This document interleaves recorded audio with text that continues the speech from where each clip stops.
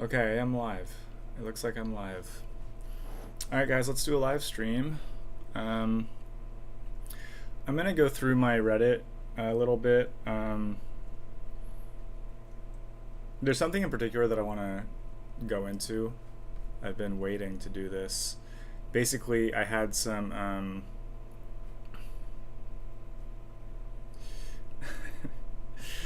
very conscious that how, like,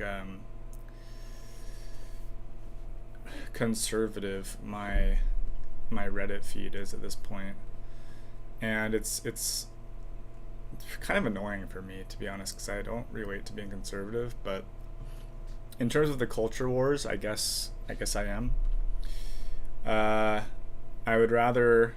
I mean, I think of myself as a classical liberal that stands up for, like, liberal principles, and by liberal I mean, like, in the classical sense, like freedom, free markets, free expression, free speech, and a functioning society, an open society. That's how I think of liberalism, and that's what That's what I stand for. And it's not with pleasure that I think that the conservatives represent that more. Like, this whole topic, for instance, about, like, the WNBA, which I don't care at all about, has become interesting because of a couple of players for the Indiana team. And it's kind of this, like, race culture war proxy, and the leftist point of view that, like, trans women are women and belong in the WNBA, and the traditionalist point of view that women deserve female only spaces. And to me, as a liberal, I support women having the ability to have a female only space for their own safety and security and flourishing. That's how I think about that. And it is more traditionalist, I can admit that, but there is a freedom to it, right? Like, that we make a league that women can flourish in. Not every place might think to do that, because maybe women aren't supposed to play sports or something crazier, right? To me, it's just, like, farcical that you would allow biological men to infiltrate a league designed for females. We'll see how it goes. I mean, it's kind of funny, and yeah. So anyway, I follow this stuff because I just think that the left has become so laughable in terms of how it argues and how it presents itself. And so basically on this stream today, we'll see how long I get before my buddy calls me. Maybe I'll even tell him maybe to wait on that.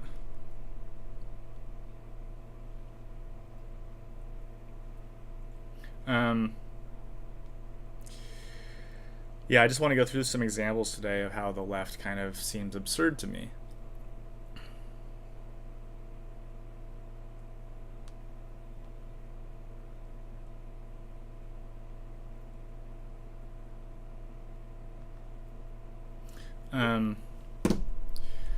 So let's go to my notifications.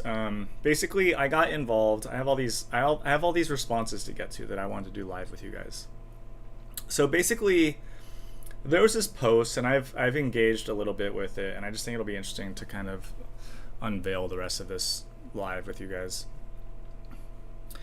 Okay, so this was the post in our Los Angeles, which is a, quote, generic city subreddit.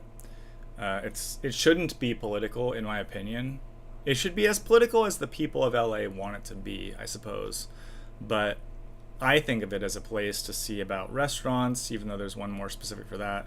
Concerts, there's also one more specific for that. So it is, like, generic because it can handle all those things, but because it's not specific to an interest, politics usually comes out. But to me, this short, sweet, short, sour paragraph is extremely common. This is, like, the topic in LA, and when I was talking about Spencer Pratt and the mayoral race, this is what I was talking about, just how common this is, right? So this is 4 days ago. The title is Homeless People in Deep Psychotic Episodes in Coffee Shops. Have we all just given up and given in? I'm just seriously depressed that this is the world we live in. Homeless population is exploding, and the city, and for sure Karen Bass, just really don't care. There is no safe harbor. Can't get a coffee and sit and collect my thoughts. And yes, this sounds super privileged and fine, whatever. Yes, I can afford a coffee and hopefully a quiet place to do some work. Really feeling bummed out all around. I love LA. It's my heart and home. I love all of us. But we are far beyond this being a bad situation in the city. So just a normie person, can't tell if they're a boy or girl. They're just a Los Angelino that is annoyed that crazy people roam our streets and infringe our freedom to exist peacefully in a society. And so I come to this topic, which is probably my biggest interest topic. It has been for a decade, maybe. I believe in having the freedom to just partake in the public commons and to enjoy a walk with my dog, or for my girlfriend to walk on her own without worrying about it. Like, to me, that is peak society. And that's the world that I want to be living in. And it's the world that I have always thought that I do live in, but not quite. Like, I've never fully lived in that society, if I'm honest. Growing up in California, then in New York, and then in Berlin, Germany. There's always been a little bit of threat out there, but by and large, I think about the world I want to live in, which is a free, open, safe, secure place where everybody respects each other's boundaries and nobody exploits the public commons for their own sake. By which I mean you're not allowed to privatize a piece of the park for your home. You're not allowed to presume that you can behave however you want as if it was your living room when you're in a park. You can't take off your clothing, you can't yell at the top of your lungs, you can't make veiled threats, you can't sleep on a bench. You can't just take up a bench for hours on end, because benches for all of us coffee drinkers out there are meant to enjoy while having a quick convo, maybe an hour tops, having your coffee 30 minutes, right? Like, that's how, like, there doesn't need to be a rule about it, because we all get that instinctively when we agree and grow up in this kind of culture. Everybody thinks that already. Like, it doesn't even need to be said until now. And this person posting this, it's so interesting to me, the caveats and apologetics that this person makes. Like, calling out their own privilege, they can afford a coffee.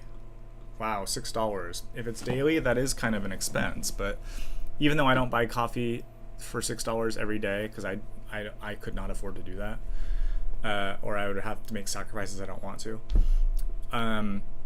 She's acting like, somehow I'm picturing a woman here, so I'm gonna use she until further notice, until I'm corrected here. So she's acting like she has to, like, apologize for herself that she can afford this. Everyone on Reddit here, maybe 90%, 95%, can afford a nice coffee once in a while at least, if not all the time.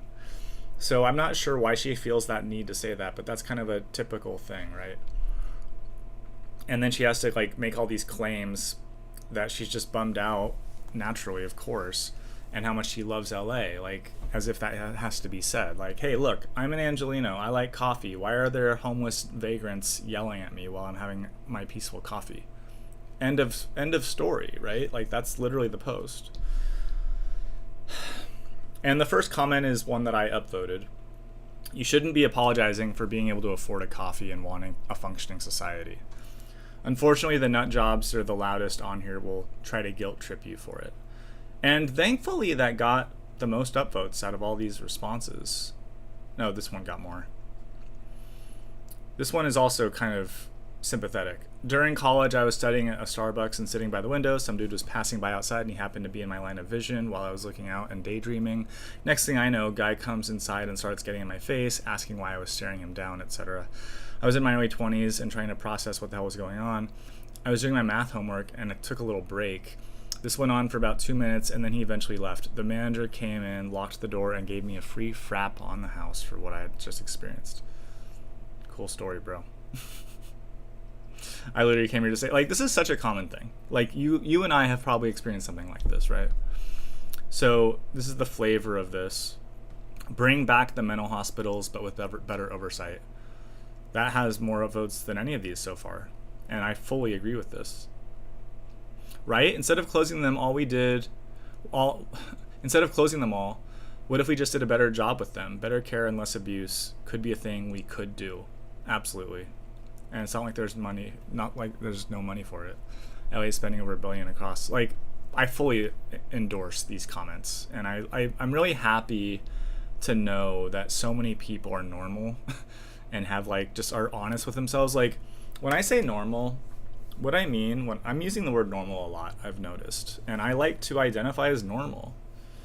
And I'm coming to that from a perspective of having a very unique, enriched life experience where I have not been normal. I'm not normal. I'm a single man in my 40s with no children, no divorces, no real, ladder climbing kind of career. Like, I'm not normal, but I am normal. Like, the way I'm living my life should be an example of how anybody could hypothetically live their lives within the boundaries of our society. So it's being within those boundaries and just acknowledging and being honest with oneself. Like, I think that it's normal to be affected by blight and violence. Like, if you're in a cafe and someone starts yelling, it's normal to have to get anxious, to have a spike in adrenaline or what's that worse version of adrenaline? That drug or hormone in your body, cortisol. Like, it's normal to have that kind of spike in that kind of situation. And the people that deny that, who skip that part of feeling put off by that and jump straight to defending the homeless person, to defending and, like, the whataboutism of, like, you don't know where they're coming from. Who are you to say that they're not allowed to just yell in this coffee shop? Like, that's not normal. It's being normalized on the internet, but it's not normal. Like, that is pathological, in my opinion, to step up into this political realm of these grand gestures and virtue signals. That's not normal. Normal people don't do that. Performative activists with issues do that, I think. That's how I am looking at this. And we're going to confront some here in this in this thread. You are not asking for something unreasonable. So, like, most of these are good, okay, which is great. Now let's go back up and find my quotes and the friction I was met with here. I get the sensitivity people who are experiencing a life crisis. Okay, so this is OP, the original poster. She's, like, already defending this person, which I think is strange.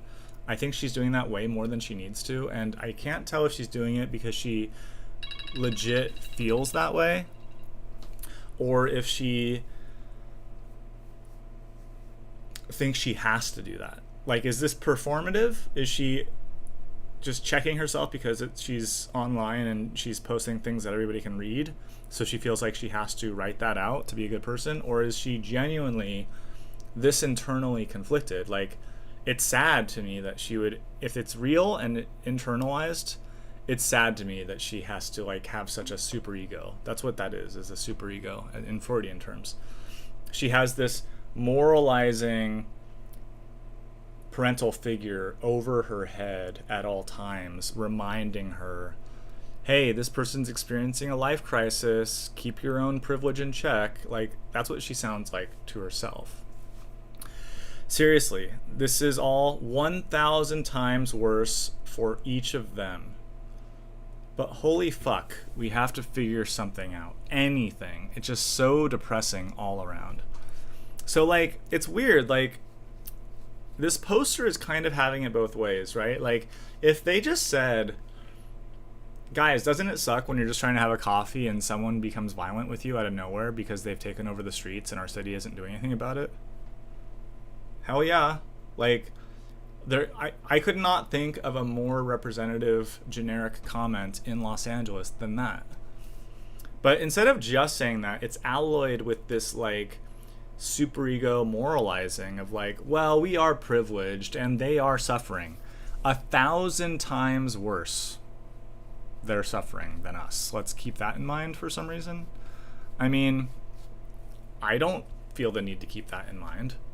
I don't so this is what is being called suicidal empathy or against empathy by Paul Bloom, right? God saw it as how has updated that with suicidal empathy. It's this idea that Westerners are excessively empathetic, that we're such do-gooders, that we're such bleeding hearts, that we stand up for the environment and animal rights and anyone that could be persecuted. It's like this white guilt of like, oh, we have it so well. Who's suffering? We have to feel bad for them. They are suffering so badly, 1,000 times worse than I'm suffering. I mean, are you sure about that? Like, if you're having a coffee and this is like the part of your day you're looking forward to, and you like work hard or are just generally feeling the fatigue of the day-to-day, and you're going for that coffee and someone starts, wandering in a distrustful, threatening way, that feeling is very sharp and uncomfortable. And you're presuming that what they go through is 1,000 times worse? I don't think so. Like, they're fine. A lot of the time, they're choosing to be on the streets. They have family that they've probably abandoned on their own accord. They don't want to engage with the good influences in their lives. They've chosen drug addiction very often. They've given in to their mental illnesses. There is usually help for people. People don't feel like that's true. Like, why don't you think that's true? You really think that all these people are fatherless and motherless and have no brothers and sisters and no friends? Like, you really think that? They might have gotten to that point, and I can even relate to that. Like, I sometimes feel like I don't have friends. Of course I have friends. It's just that I'm not in touch with them on a daily basis, so would they really miss me? That's kind of the logic. But it's like, I have people, right? Everyone does. No one is born into the wilderness and doesn't have people. So when you see somebody on the street that doesn't have the support system that they're needing, it's not because their support system has just thrown them out on the street. It's because they have probably like stolen from their brother, or sister, or like had a bad breakup and alienated everybody by burning the bridges or something, right? Or like just like ran off because they like preferred to get drunk and they're an angry drunk, or there's some consequences to that, and I have sympathy for it. But the person that's wandering in is out to lunch, right? They're not all there. They're likely schizophrenic, like somebody is down the street from me right now, who's always out here harassing people. How is that 1,000 times worse? Like, they're not consciously suffering. They are consciously yelling or unconscious. They're zombies. Whereas you, who is feeling the cortisol coursing through your veins, you are hyper-conscious. You are the one suffering. They are not really suffering. Like, you're imagining that they're suffering because if you were dressed like that, smelling like that, living on the streets like that, you would imagine yourself to be suffering. But that's not how they're feeling. If they were suffering, they would go take a shower. You don't think there's running water everywhere? If they were suffering, they would resist their demons and get help. There's help. So I just find this kind of like empathy too much. I find it too much. And let's see where this goes now. Okay, a third person jumps in. Vote for people with progressive housing first policies. They need places to go. So this person has now made it political, and this is where I come in. Housing first policies are why we're in this mess. Schizo addicts don't need a house. They need institutionalization. That's the only thing that works in places like Portugal and the Netherlands. Housing first literally lets them stay on the street, since there will never be enough houses in the densest parts of town. More shelters would help, but only if they choose to go into them. Okay? And fortunately, this is upvoted 30 times. And, to be honest with you, I was worried. Like, that could have easily been downvoted, given the spaces that these are.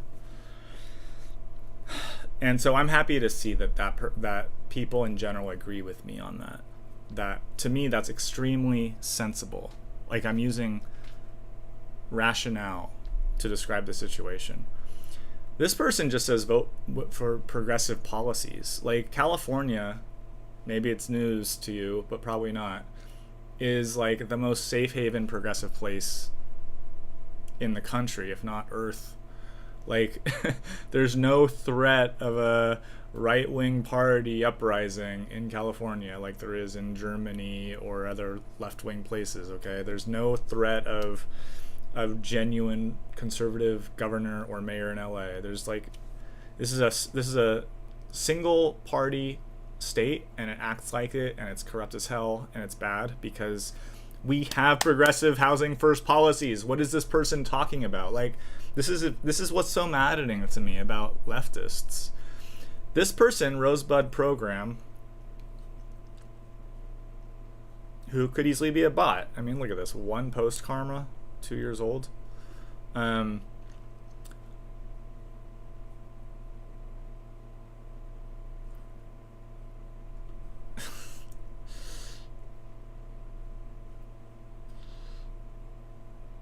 This person is like when like people think that I'm too political. I care about topics. I care about ideas. I care about talking about homelessness. That's not political.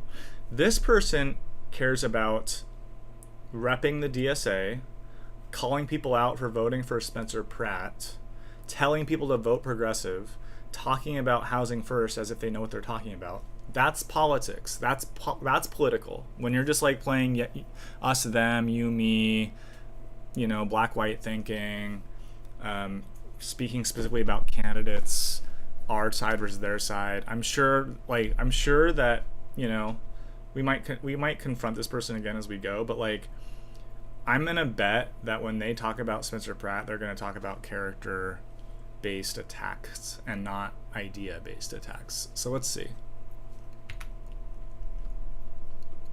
Whoops. Where am I at? Okay. This person in Glendale got hidden. If you hate LA and progressives so much, me, go back to Oklahoma. So tired of the Pratt bots acting like they're not the reason people are getting priced out of living here and becoming homeless. So this is just the levels of stupidity in this comment right here by Dale. Who are we talking to here? Who's Dale? Chinese. This is a Chinese person. How about that? This is a Chinese person. But they've lived in LA their whole life, I guess.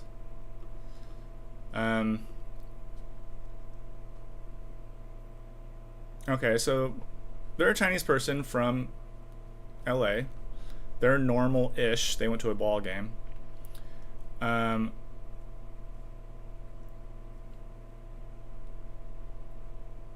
Just getting a sense of this person. Circle broke too. I don't know what that is. But, white fragility. Okay, let me just break down their comment, okay? How do I click off of this? Right. If you hate LA and progressives so much.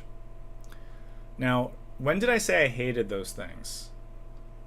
I represent LA. I'm active in this thread. I'm proud to live here. I identify as being from here. I was not technically born here and raised here, for the clear record. But my parents did get married here and lived here. My mom is from here. My dad's from Brooklyn. So I don't hate LA. Progressives, maybe I hate progressives generically.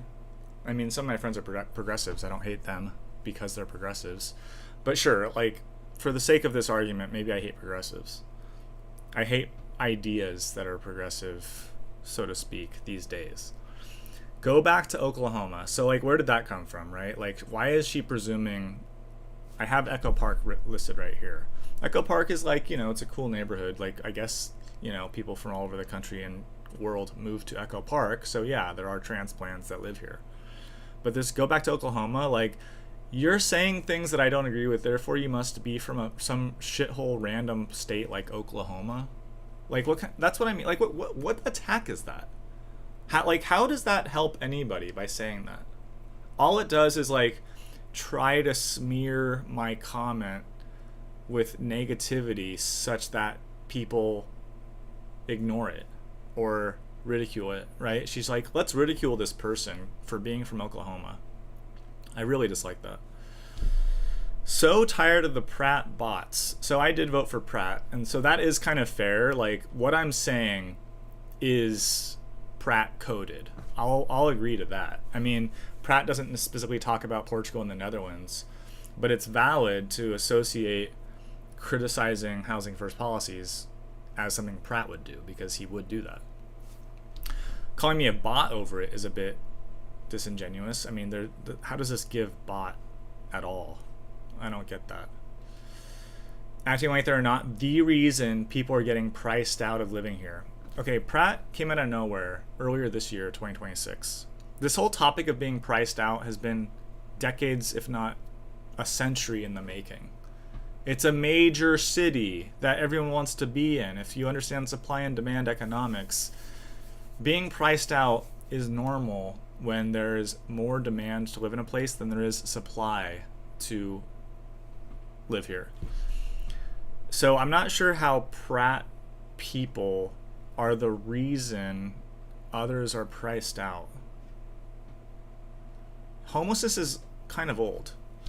I'm very happy to see that this person got downvoted, because this is a worthless shit take and does not evolve our conversation whatsoever. I've seen chronic homelessness in California since the 70s, back when it was affordable. We've had homelessness in California since the Okies, if not longer. So, called out. And let's just see. I'm going to move off of this person after this one, but I want to see what they say here. I've lived here my entire life, and I've seen it as well, which is why I find all the craven drivel about homelessness to be nonsense. Homelessness is not unique to California, but other states are way better about housing their homeless populations, so they're not living on the streets. New York has a shelter-first population, girl. The reason you don't see New York homelessness as much as California homelessness is because they have shelter-first policies, not housing-first policies. It is literally the opposite of what you're saying. New York, which is the only other major city that could really rival LA in terms of sheer numbers, since Seattle, Portland, and San Francisco are much smaller, is colder, and they prioritize sheltering people that need a bed that night, which California does not do. So this person does not know what she's talking about. The other reason is that people literally do not tolerate homelessness the way that we do. They also send their homelessness to LA. That's a proven thing. If you want me to prove it, I'll Google it for you. States sending homelessness to California. There it is. Didn't have to spell it right. Largely a myth. Gemini? So, like, anytime this word unhoused people is used, I'm pretty skeptical. And I won't go into this too long.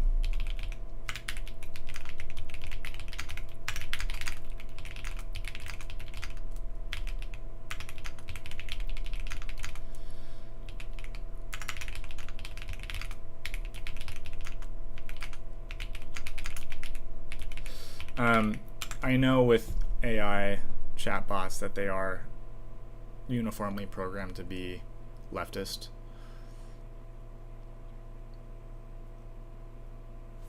So it takes some pushback sometimes when you're having this kind of conversation with them.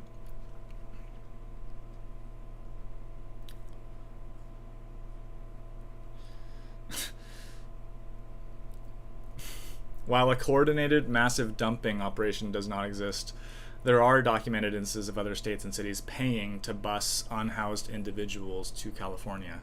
That's what I said that you denied, Gemini. These occurrences generally fall into two categories: formalized, voluntary family reunification programs, in quotes, and historical instances of medical institutional malpractice. Okay. Many municipalities across the country run ticket distribution programs. Journalists tracking nationwide data have found that California is a frequent destination for out-of-town state programs. In San Antonio, Texas, as reported by Cal Matters, Haven for Hope, a major homeless service center in San Antonio, regularly buys one-way bus tickets out of the city. Regularly buys one-way bus tickets to California. Okay? Nevada and Florida, a landmark data-driven investigation by The Guardian, mapped thousands of homeless bus trips across the country over a 6-year period. They documented that low-income or homeless individuals were routinely given tickets to California. Thousands of people in a 6-year period. I'm just making it up, huh? It's largely a myth, is it? With all these examples, Gemini, why did you claim that this is largely a myth?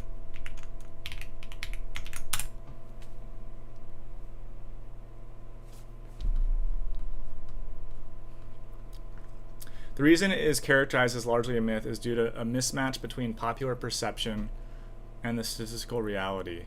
When people discuss out-of-state busing, the common perception is often that California's massive homeless population is primarily caused by other states. I didn't make that leap. I don't think that anyone claims that. Obviously, California's policies are what attract the homeless. It's not that we're overwhelmed and inundated with out-of-towners that are just homeless. I don't know why they're making this straw man argument, to be honest. The scale is statistically insignificant. I mean, homelessness is statistically insignificant. There's only like 500,000 homeless people in the whole country out of 360 million. So it's far less than 1%. It doesn't mean that it doesn't matter. The homeless population is statistically insignificant. Like the same as trans identity is statistically insignificant. There are very, very few people out of 100. Less than one person is homeless or trans or making minimum wage. It doesn't mean that it's not a real thing. Okay, so 90% of unhoused people, God, I hate that phrase, lost their housing while living in California. Okay, well, if that's true, that's fair. That's a fair argument.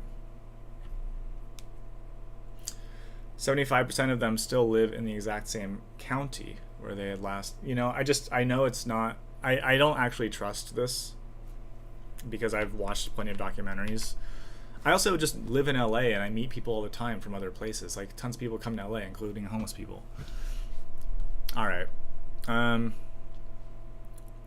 The solution is not jail and institutionalization, which is what the Balenciaga Erewhon bag owner posters here want. Okay, she switched her tune from being from Oklahoma to now Balenciaga high fashion, going to Erewhon. Too many people here allow themselves to have the wool pulled over their eyes. We're the blind ones, Dale. You and Glendale know all. When it comes to the intentions of people who discuss homelessness here. Like, question why it's always yuppies blubbering, I think she means blabbering, about homelessness for 50 posts in a row and never people who claim to be cashiers or grocery store stalkers.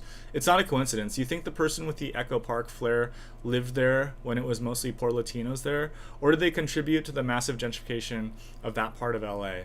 If you think it's the former, there's a skyscraper in downtown you might be interested in buying. Should I respond to this? She's calling me out specifically.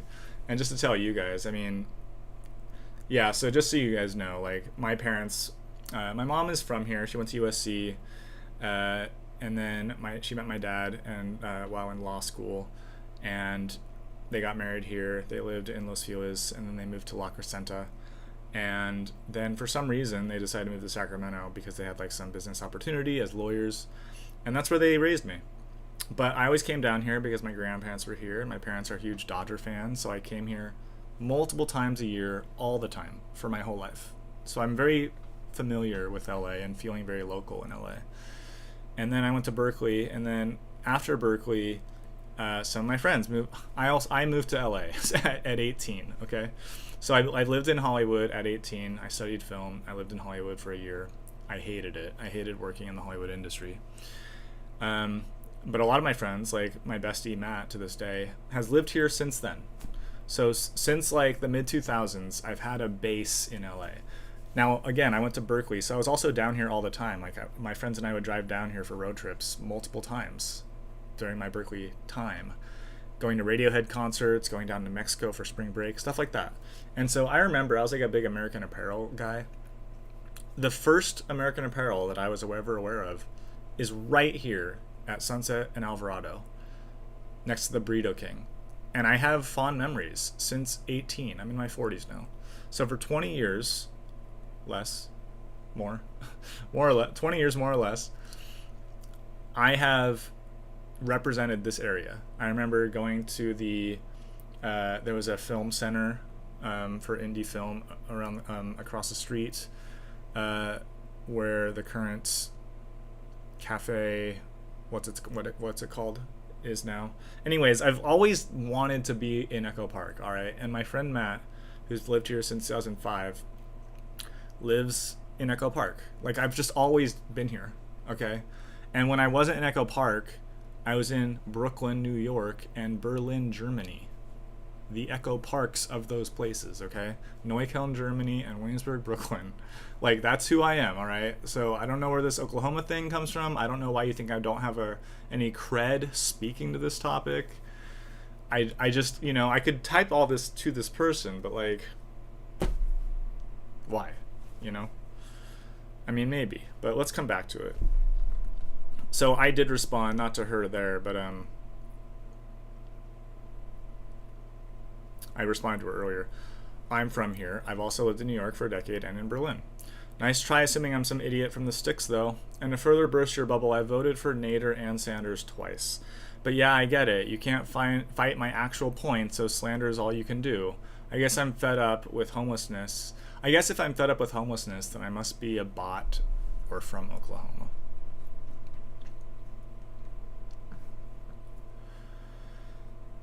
You're just empirically wrong here. I think this person's responding to me. Housing First has strong evidence for keeping even very high-need people housed. So I know the study that they're talking about, and I've seen YouTube docs that support this, and I will agree, like, I'm not against housing. Like, my problem, as I've said to you guys when talking about the mayoral debates and the gubernatorial debates here in California, like, these are two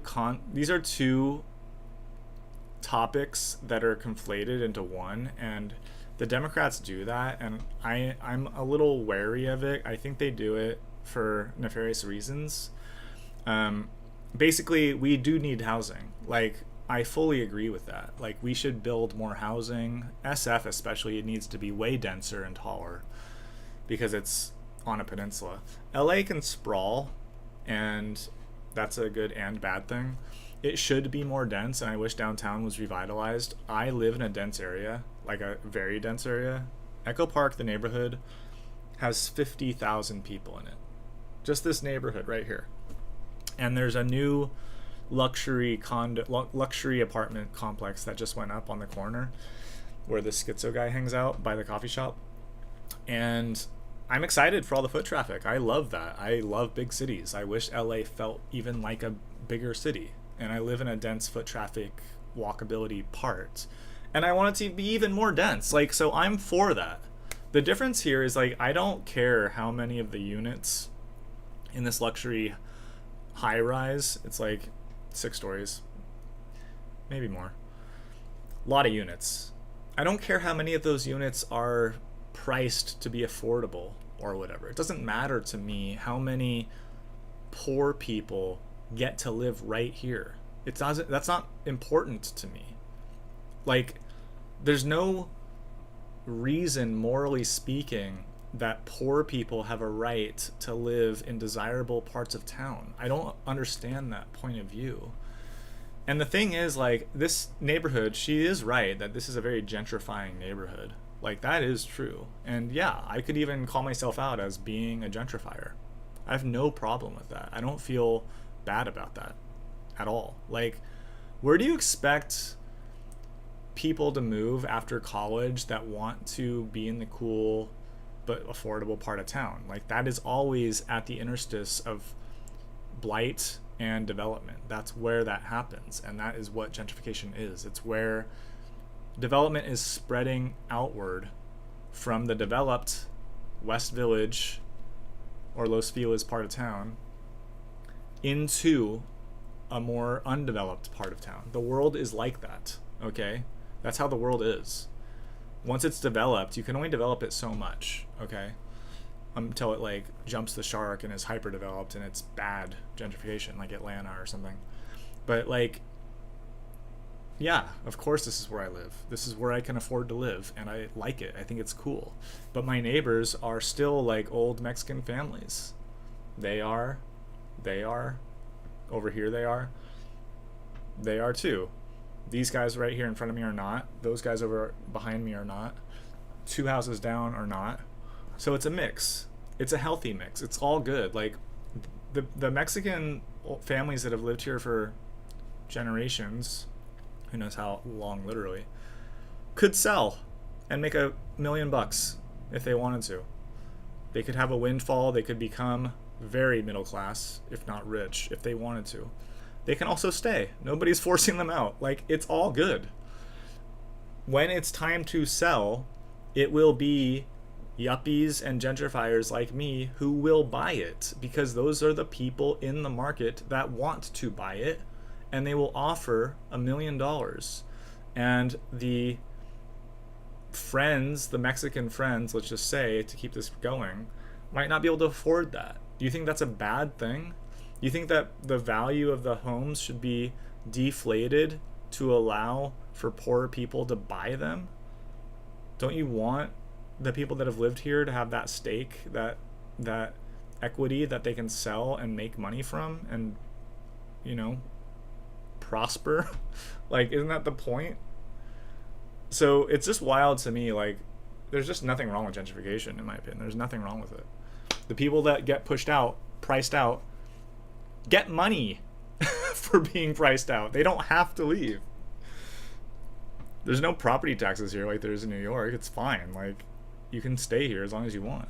If you sell, it's because you want money, which is a totally fair thing. So anyway, that's that.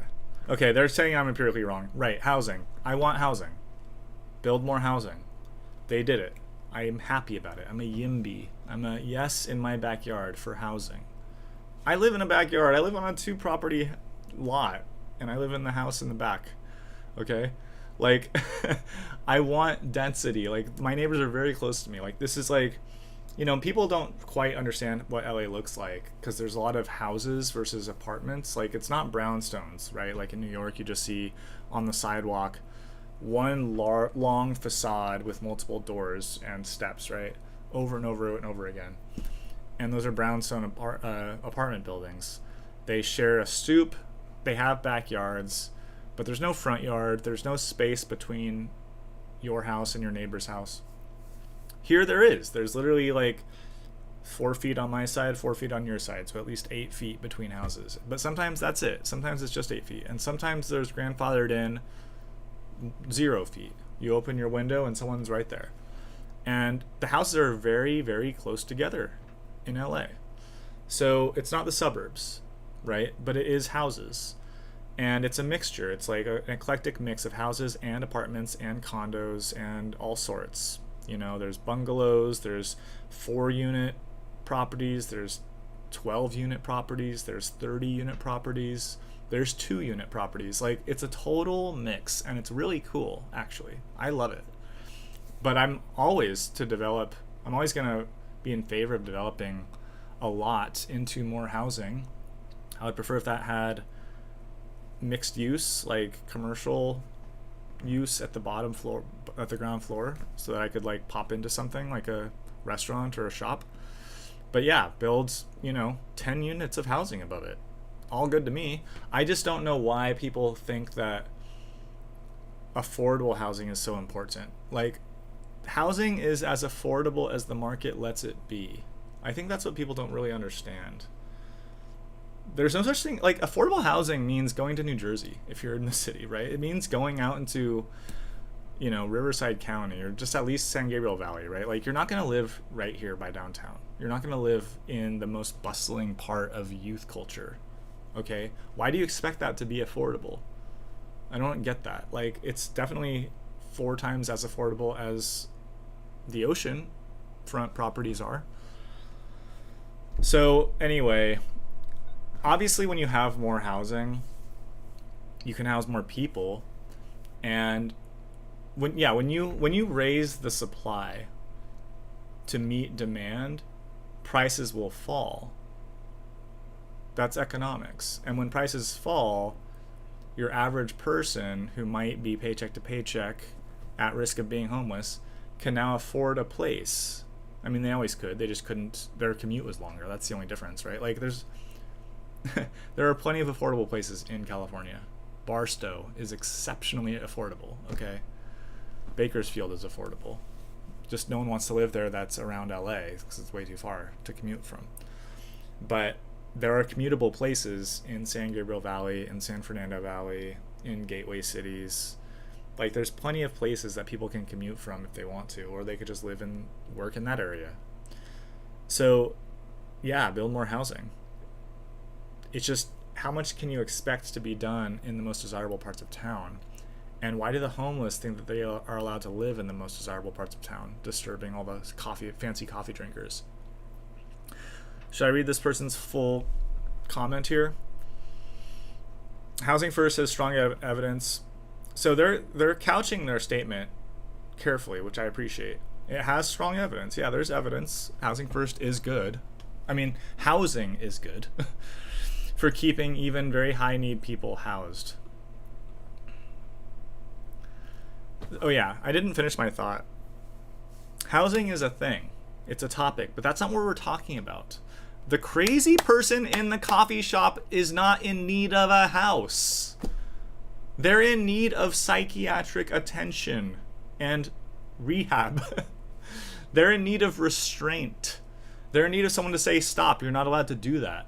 This is a society that we're living in. Everyone here paid to sit in here with their coffees. And you're just wandering in using the toilet and yelling at everybody. You think that bringing up housing is the answer to that topic? That's what's so annoying to me about watching these Democrats from the governor's race, like Katie Porter and Andrew Becerra. Like, do not change the point. The subject is homelessness, not housing. Homelessness is the word we use, the dressed up euphemism we use for vagrants. Vagrancy. A vagrant is a person that is seemingly not belonging anywhere else, that just loiters around disruptively. Who knows if they have somewhere to go? Who knows if they have a house or not? Like, it doesn't matter. They are taking up public space as if it's their own space in a very rude and aggressive way. We all know that. So why are you talking about housing? I don't understand why you want to jump to that. Nautical sandwich. What it doesn't reliably do by itself is cure schizophrenia addiction. Thank you. Portugal and the Netherlands are not examples of solving homelessness through mass institutionalization. Both use housing, shelters, treatment, and supportive services, and Portugal explicitly uses housing first. Okay, maybe it does.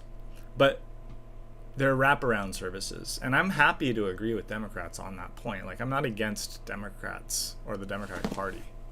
I'm against the corrupt version of it we have in California right now. But I've always favored Democrats my whole life. Like, I'm not one of these, like,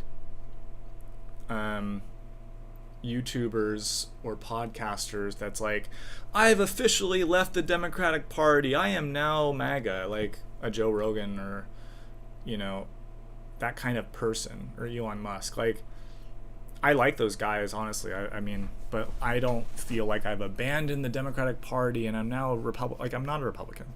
I'm independent. Fiercely independent. And I've always felt pretty independent, you know? Like, I've never actually been registered Democrat. I was registered Working Families in New York. I've been registered Green. I don't identify with those anymore because they're too progressive. But, yeah. Fair enough. Like, this person is at least saying normal things. The legitimate criticism is that cities like LA can over rely on scarce permanent housing while failing to build enough immediate shelter and treatment capacity.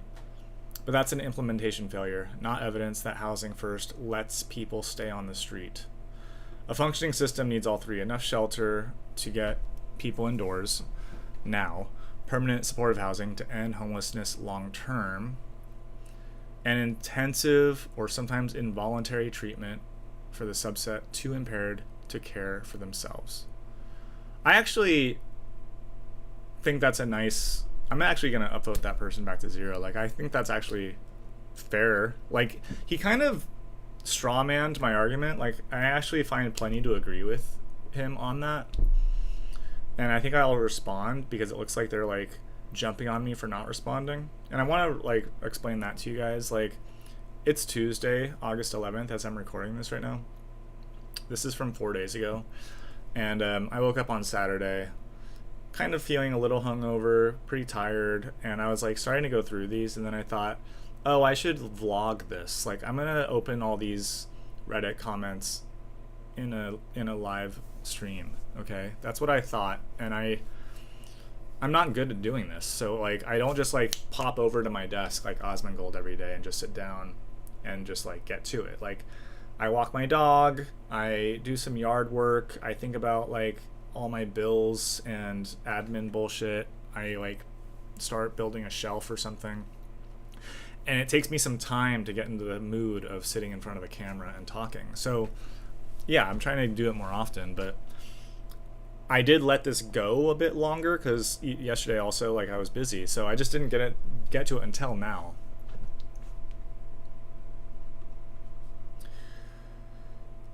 Yep, as evidenced by this thread, we're still at the most basic first step, which is to convince people that the thing we need most for homeless people is simply a place for them to stay. It's not true. Yes, and the problem with that is that it incentivizes the politicians in the wrong direction. Instead of focusing on durable, long-term solutions... Okay, I'm going to respond to this person. Hey man, I actually... Sorry for not responding sooner. I was caught up with my life.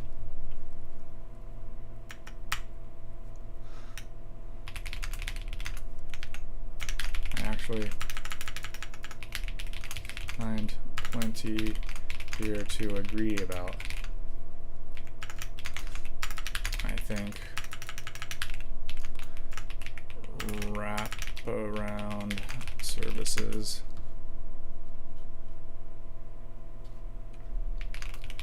are crucial as part of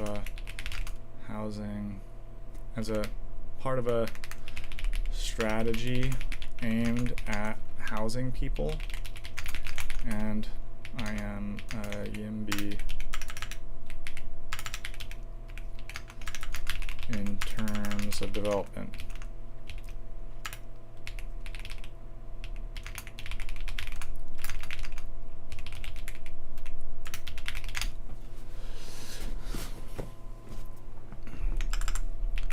All that said, I think if people get cleaned up and on the right meds and have fewer to no incentives to being on the street, they will find their own places to... They'll find their own houses, homes, without too much difficulty. I don't know why we have to jump to the housing convo when discussing vagrants who yell in cafes. All that said, if I think if people get cleaned up and on the right meds and have fewer, all that said, I think that, oh man, I think that if people get cleaned up and onto the right medications,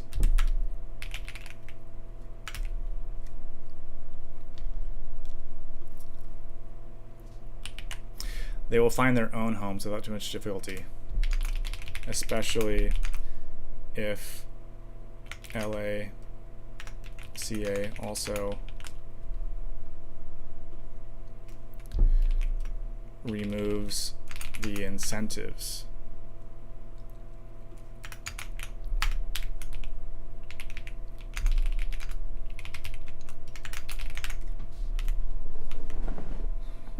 I don't know why we have to jump to the housing convo when discussing vagrants who yell in cafes. Hey man, sorry for not understanding. I was caught up with stuff I find plenty here to agree about.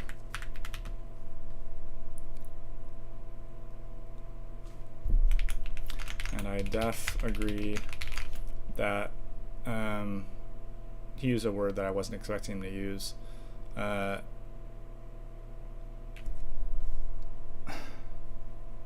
Involuntary treatment must sometimes be involuntary.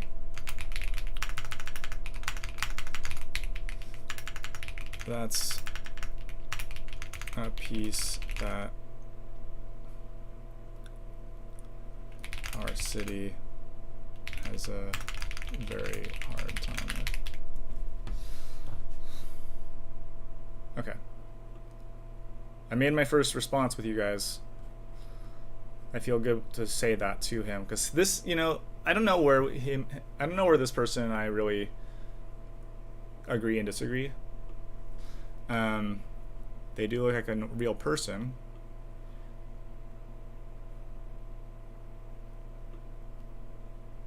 Who has blocked me.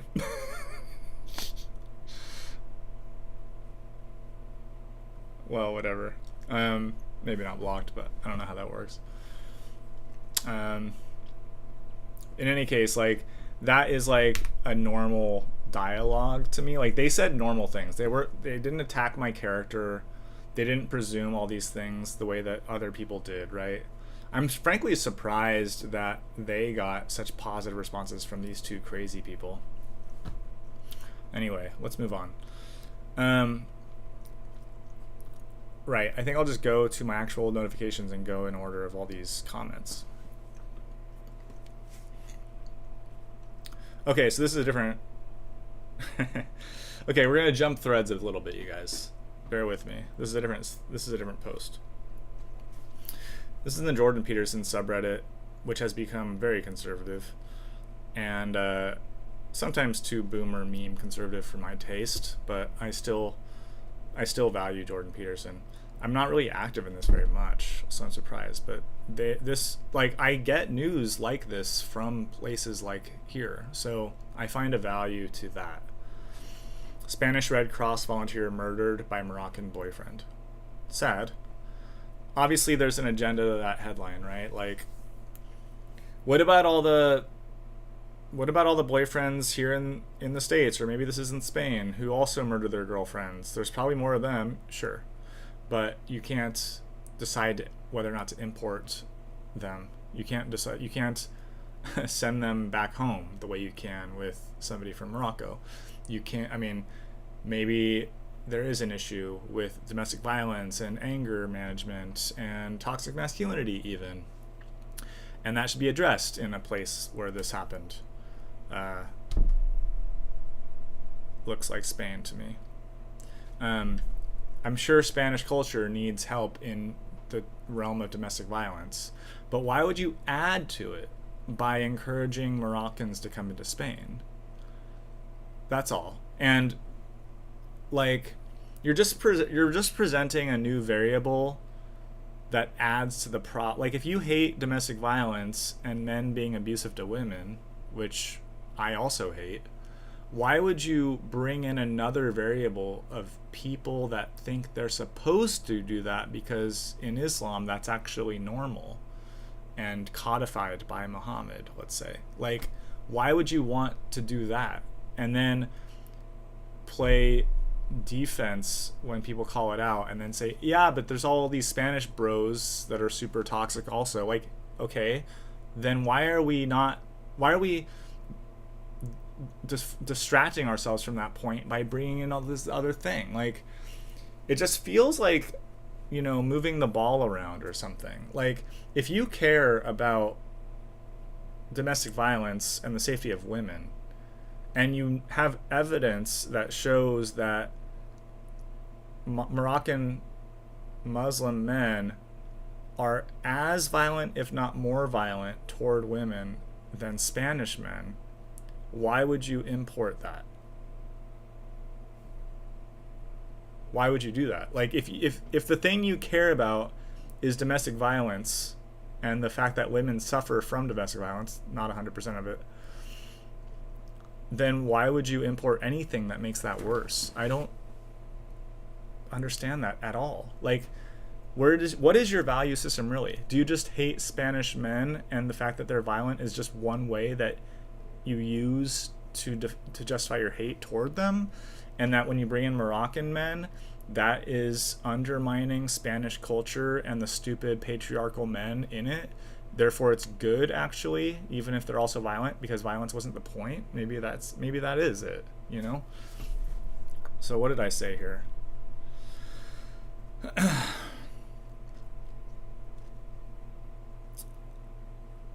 Alright, I'm just going to read this thread here real fast, you guys.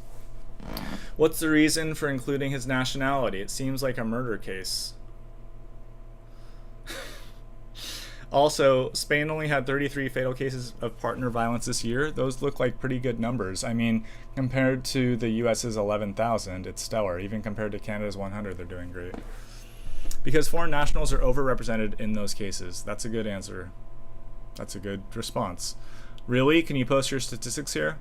Foreign nationals are significantly overrepresented among perpetrators of such fatal cases. Spain's General Council of the Judiciary recorded 17 foreign national perpetrators among 48 cases in 2024, and 18 among 49 in 2025. That's 63% of perpetrators were nationals, leaving 36% foreign. That means a crude rate about 3.4 times higher among foreign national men than among Spanish nationals. Across the 2 years, foreign nationals represent about 14% of Spain. This is a really good comment, which is why I upvoted it. Like, do you have any problem with that factoid? Like, that is like a data dump that exactly proves OP's point. And the guy wanted stats. There they are. Those are the stats. Foreign nationals are 3.4 times more likely to commit domestic violence. So what do you want to do about that? Tragic, but we're still talking about 17 cases. I remind you, 11,000 in the US per year. What about it? Yeah, like, what is the goal of Table Warrior 99? Like, what is the goal here of this person? Like, what do you think their goal is? They also hide their fucking... Like, people that hide their identities, hide their... Like, when you click on my thing... Like, I have one of my photos. I name myself. This is my Instagram handle. Like, people can look me up. Like, I don't hide at all behind who I am. I show all of this to everybody. I leave up my L's. I leave up my, like, cries for help on here. Like, I just show everything. I have nothing to hide. And it's really disturbing and, like, worrisome to me that people, like, hide behind this stuff. Anyway, like, what is Table Warrior's goal in, like, telling us, why do we care, you guys? It's only 17 cases of women murdered in Spain. Why are you posting this? It's just some random girl's murder. Do you know how many deaths we have in the USA? Like, what the fuck is your point? It's not good. And, like, the underlying argument here, let's be honest with ourselves, is, like, a culture war. And people think, oh, the culture war, like, what a waste of time. Like, why do you want to spend your time being angry? Like, a culture war, similar to like a religious war, a holy war, is the confrontation and the friction that come from opposing viewpoints for how we want society to be. So the goal of this person posting this in the, especially in this JP subreddit, their goal is to say, we actually don't want more murderous boyfriends. We want less of those in a flourishing society. We don't want more of those. So we want policies that reduce the number of violent, murderous men. We don't want to raise that number. Like, it's like, to me, I mean, this is what I care about. That's why I'm engaged with this. That's why I'm talking to you right now about this. And I have to give a lot of slack to my conservative uncle and cousins, like the people that like have always been,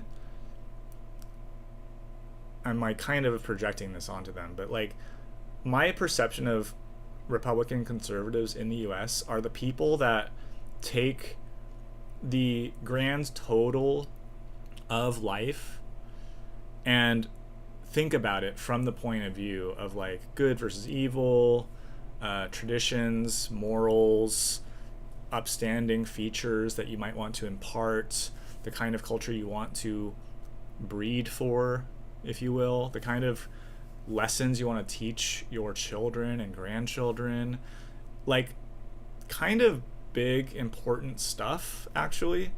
And I think the left, including myself, when I look back on when I was the most leftist, it was definitely during W. Bush's tenure. That's when I was angriest at the right.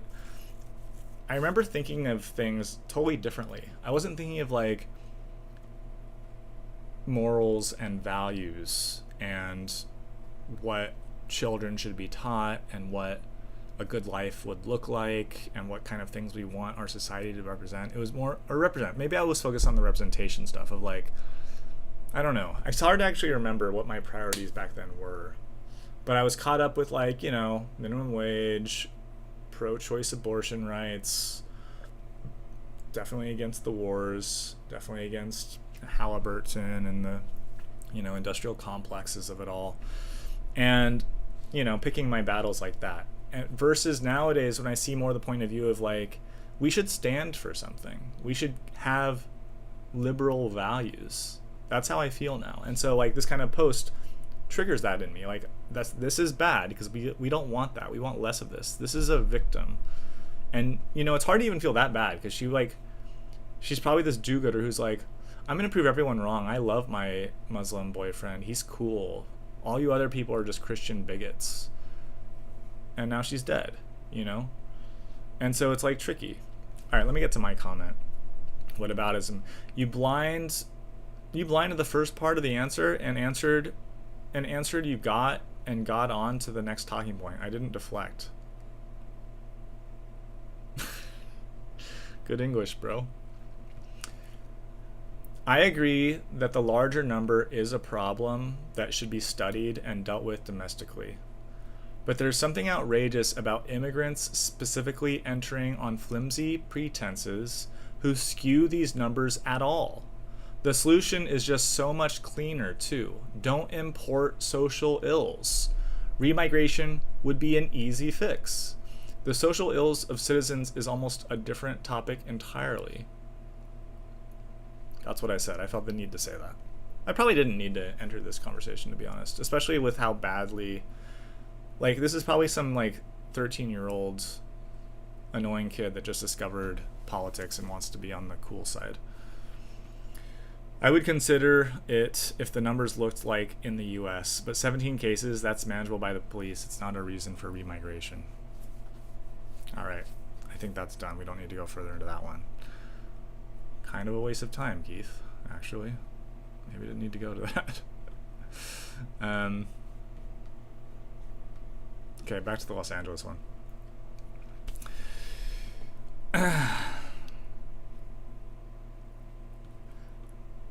Okay, we did that one. Being empirically wrong there.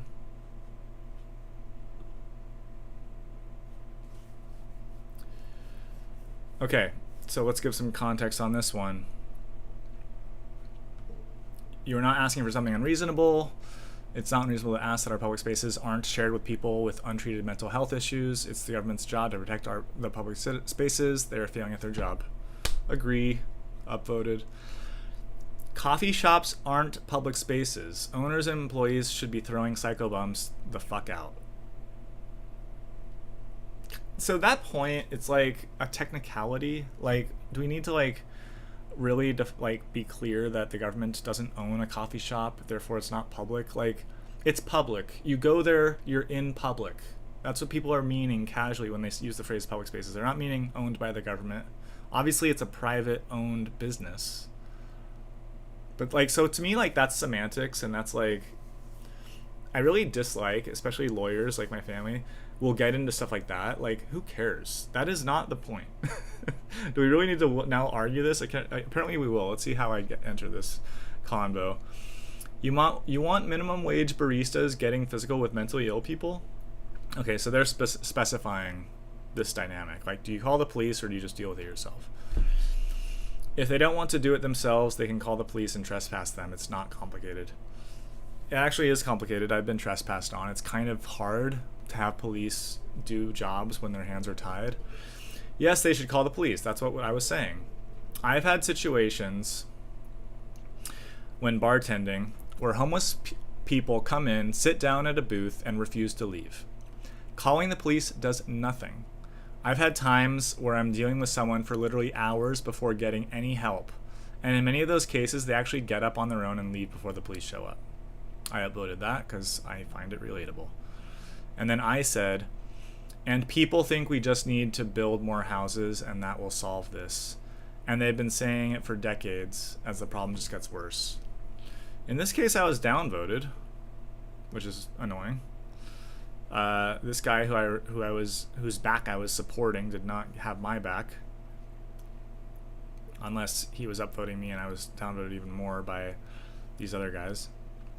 So 3, 2, 1, go. Looks like a new person. Nobody, okay, I'm sure people do, but generally thinks building housing will magically solve the existing problem. It's like if you have a leaking bathtub with a hole in it, you need to turn off the faucet or just patch the hole.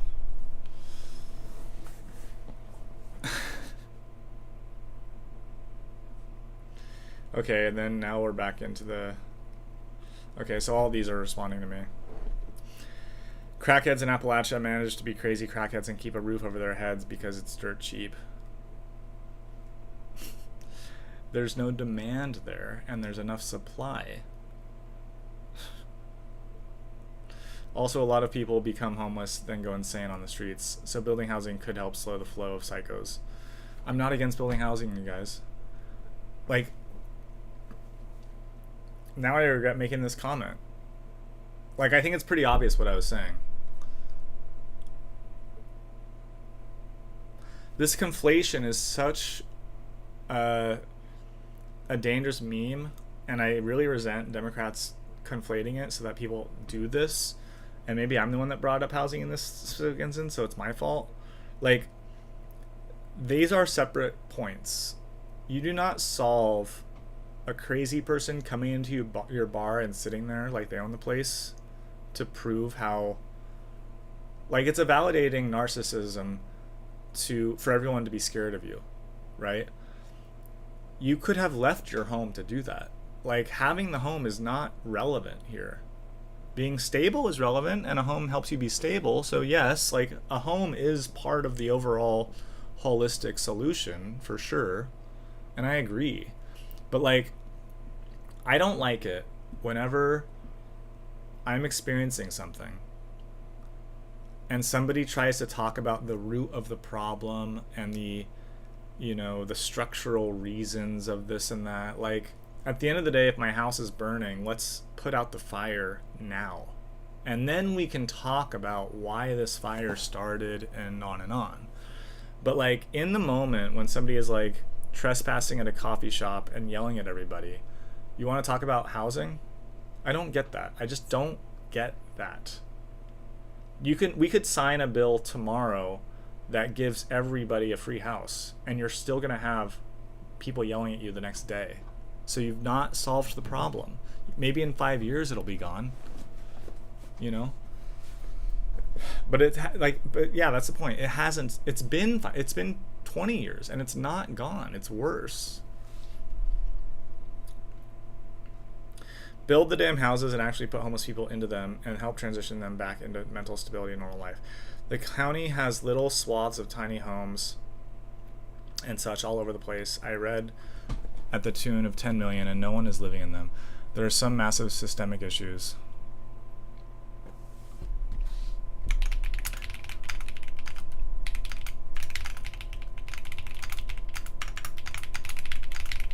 I think these tiny houses are unpopular.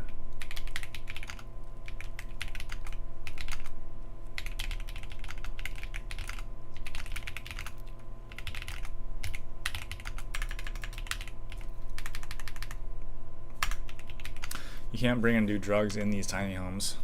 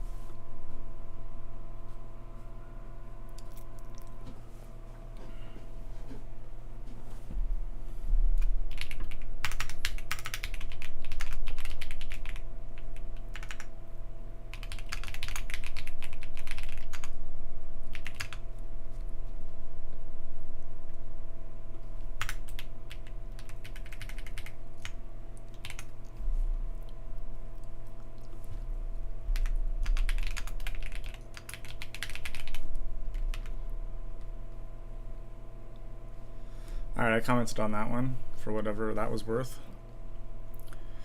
I mean, I feel like a lot of people tell me to get off Reddit and that it's like unhealthy for me to be here, and I kind of agree sometimes. But like, this is satisfying in a sense for me because like it's like I annoy my friends if I talk about this stuff. Alright, this person's mad at me. Okay, vote for people with progressive housing first policies. Okay, the original poster, the woman, I'm presuming, who's like so empathetic, already voting appropriately. But yes.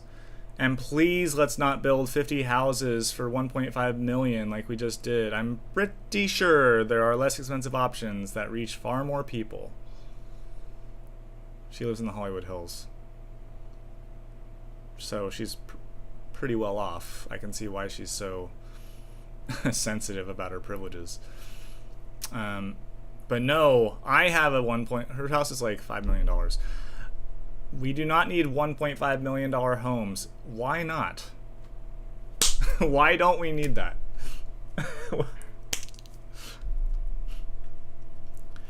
Honestly, DSA city council members who tell the police not to enforce the laws on the books need to be voted out.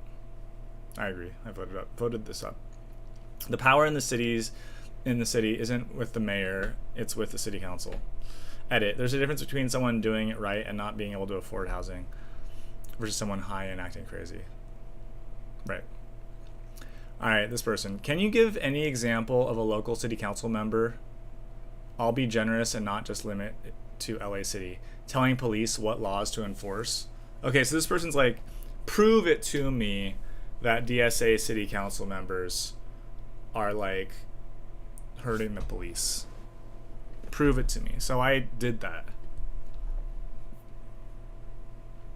What I did was I went onto Google and I just asked Google to give me an example of this. I just know my city council person is Hugo Martinez Soto Martinez, who's DSA, and I know he's against the police and policing and enforcing law. I know that.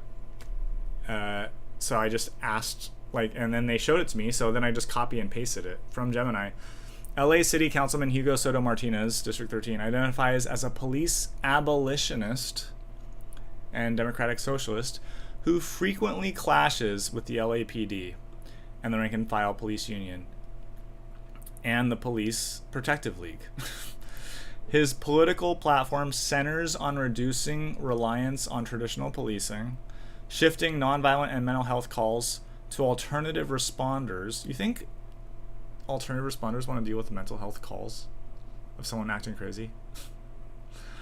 And what counts as nonviolent, literally, I was talking about this with my barber on the corner, who's called the cops on this schizoid guy 4 or 5 times.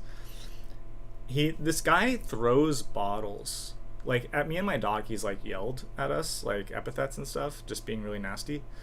He's actually thrown bottles, according to my barber, who's just on the street every day, 9 to 5, and has seen this happen and called the cops. And the cops will literally say, yeah, that doesn't count as violence until he actually hits somebody and hurts somebody. But the act of throwing a bottle, we can't arrest him for that because he hasn't technically assaulted anybody. So that's a non-violent call. And you think that a social worker wants to show up to that? Police are who we need for that. And my guy, Hugo, is against the police for doing that job. He wants no police. A police abolitionist. That's who represents my district and me. So I posted that from Gemini, and I got downvoted. Whoops. Get this AI crap out of here, I was told. Is it wrong, though? Outdated take on Hugo. Oh, he changed? He changed his opinion? I doubt it. It's annoying. AI is overly hated, you guys. I get that you don't want it to replace actual art. That's fine. But what is wrong? I Googled something. It has a link to it. It's an LA Times article. You're mad at me for it being AI?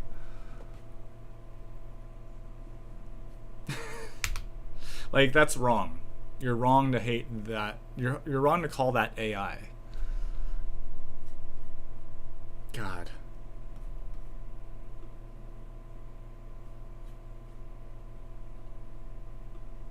Okay, I responded to this one. Getting through it, you guys.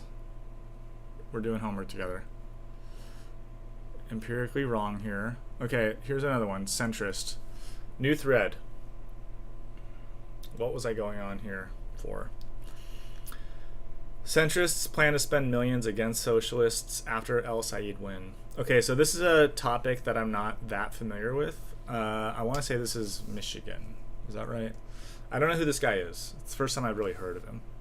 But apparently he's a further left, progressive leftist who unseated an establishment Democrat in this recent wave of the DSA party taking over the Democratic Party. And I think that is bad because I think that their agenda goals are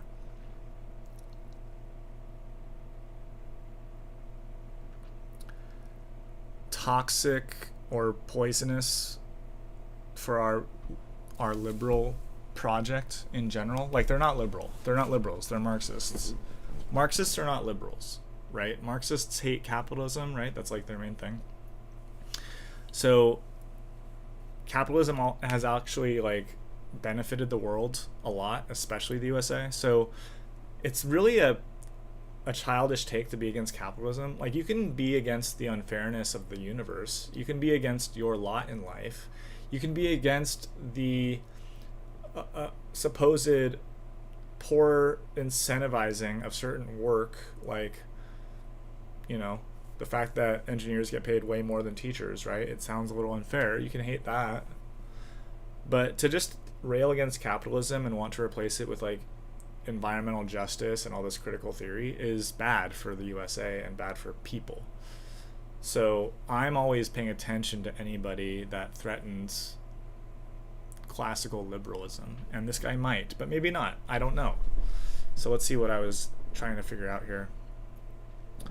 This is what always stuns me when I hear people on the right complaining that the left is lockstep in their purity tests in the woke regime. The biggest reason Democrats have always struggled against the right is that they spend way more effort arguing amongst themselves about fine details instead of finding common ground against the right. Even if the left had literal purity tests for wokeness, that would still be better than the actual loyalty tests that Trump has and the unwavering popular support of a single leader. I don't care how far left the party drifts, I'm going to support an idea over a single person any day. That's the top comment in this post. Do you know how annoying that is? That's extremely annoying for me because I thought that the r-centrist subreddit was literally for centrists. And what I'm seeing here is this like Trump derangement syndrome from like a die-hard Democrat. I don't give a fuck how radical this guy is. Enough infighting, you guys. Let's rally behind this guy because he can win. Anyone but Trump. That's what that guy just said to me. That's what I'm hearing. So my response was, huh? What are you on about? And how is everything still about Trump? The left is so lost. I am a centrist against Islamism and would love to support classical liberalism from the left. All the woke nonsense is so beyond the common person. Let's just focus on the obvious good things like healthcare for citizens and infrastructure. What's wrong with me saying that? Why did at least 3 people pile on me against that? Why did that happen? In a centrist subreddit. What did I say that was offensive to a centrist? So this is where I start getting paranoid, right? Like, this is a known thing. Whether it's bots or operatives or Russia or whomever. This subreddit is being taken over by Democrats and leftists. That's what this feels like to me. The fact that the first comment, the most upvoted comment, is anyone but Trump is so out of touch to this spirit of this subreddit. Okay, here we go. This is actually pretty long. I saw some of these. I'm glad that they're like hidden a little bit.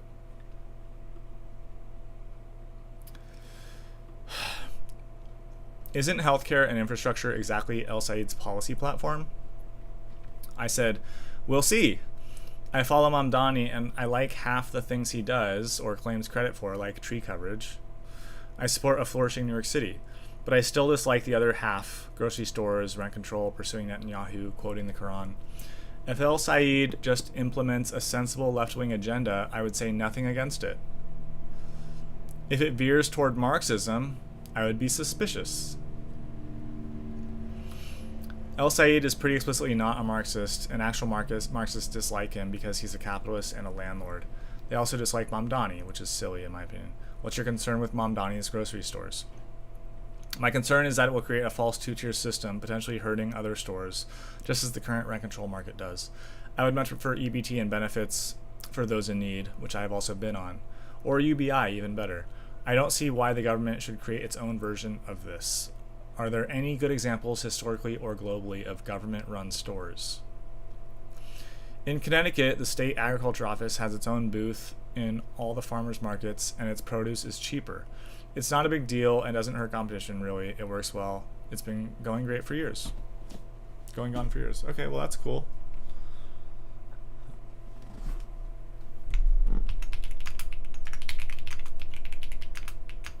I appreciate the good example.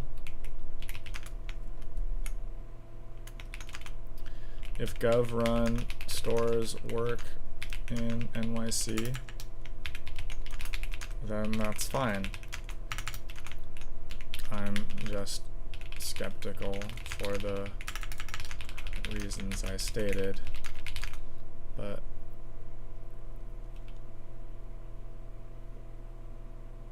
happy to be wrong.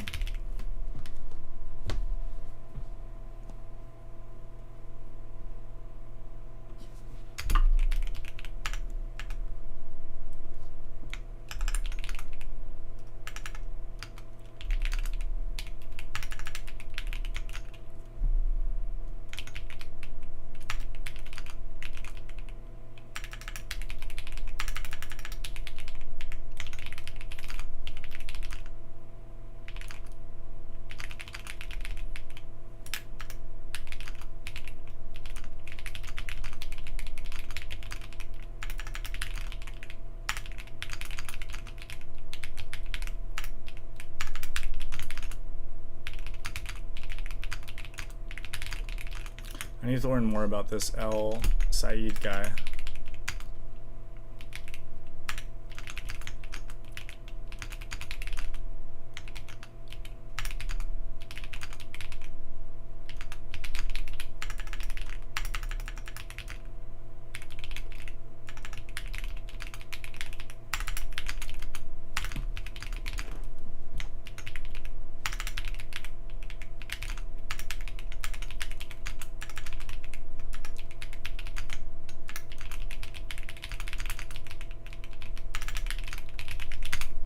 My main point, Marxist and cultural Marxist values. Cultural Marxist values are a bit insidious these days, and people have fair reason to be suspicious. I need to learn more about this El Said guy, and I came to this OP to learn more, but was immediately thrown off by the anyone but Trump response, especially in a centrist threat. We'll see how that goes. There's more here.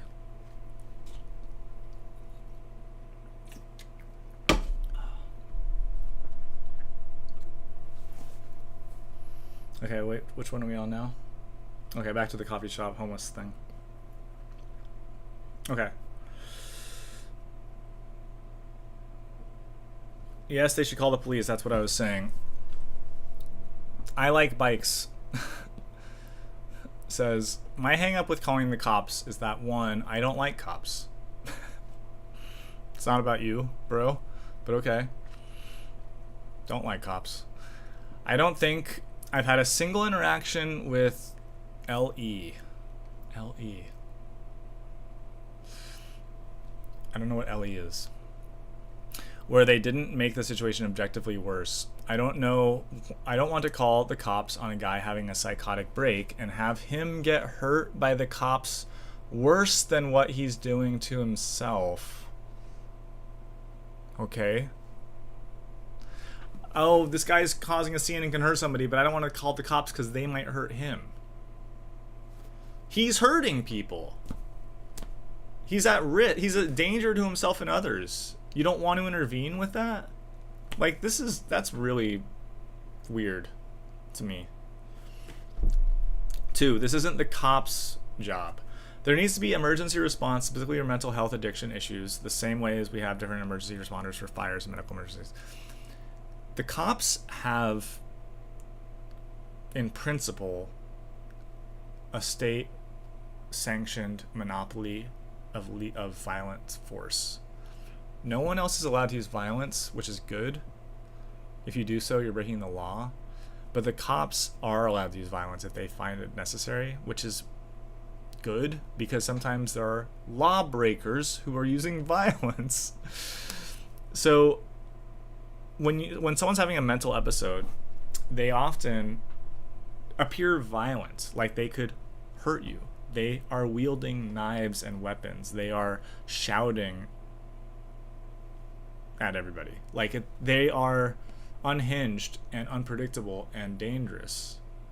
Okay? A cop is trained to deal with that kind of person. A psychologist is not. A psychologist is used to somebody talking out their thoughts on a sofa. A cop has handcuffs, which are often necessary to restrain somebody that's out of control. So this is like where that whole abolish the police thing was really errant in its logic. Like, I'm all for mental treatment. That's great. We should hire way more social workers. They could even join the police on their rides to these calls. But you need someone strong enough and forceful enough to restrain threats in our society. That's just all there is to it. I just want to take audio of this when it happens and just play it as my public comment at CC meetings and ask them to explain themselves. It's not right that we let people slowly kill themselves in public like this. And everyone wants to help, but no one can seem to give a shit. We all give a shit, dude. I mean, I do. I think everyone in this thread does. That's why we're all in this thread right now. 24 upvotes for that person. You're worried about the psycho? You're why this happens. I upvoted that. No one else did. Exactly. A major flaw in this supposed compassion is the exact lack of compassion for literally everyone else. By prioritizing the safety and feelings of disturbed vagrants, we all suffer. Where is the compassion for us? What's wrong with wanting a functioning society that doesn't tolerate vague and constant threats toward the public commons? I think I made a good comment there. Normal people are oppressors and don't get compassion in this demented, self-sabotaging worldview. Okay, well, this guy is chill. What do you want to bet they don't hide their comments? Boom. Visible thread of their comments and their posts. Active in PlayStation, The Expanse, whatever that is, LA. Gaming suggestions, sci-fi. Normal dude. Just a normal LA dude.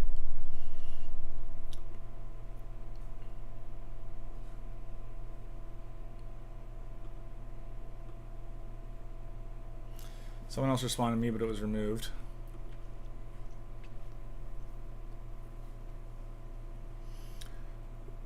All right, we only have a few more. Let's wrap up the LA ones.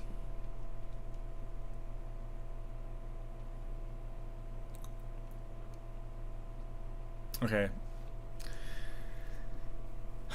Coffee shops aren't public spaces. They should call the police. Police won't respond to calls like that. They've gotten away with doing nothing, with not doing their jobs for so long, they just don't care anymore. So this person is saying the police don't care about doing their jobs anymore because they're lazy and they've gotten away with not working.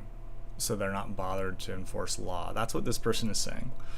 So I responded, it's because the politicians tie their hands. The DA and sheriff are elected and are part of the Democratic agenda to allow all of this. Plenty of cops would rather clean up the streets. -5. -5 on me there. It's so arbitrary, isn't it? Like 30 upvotes to say almost the same thing over here and then -5 in the same thread. It's like this person like called on all their friends to downvote me. That's what it feels like somehow. It's very strange to me.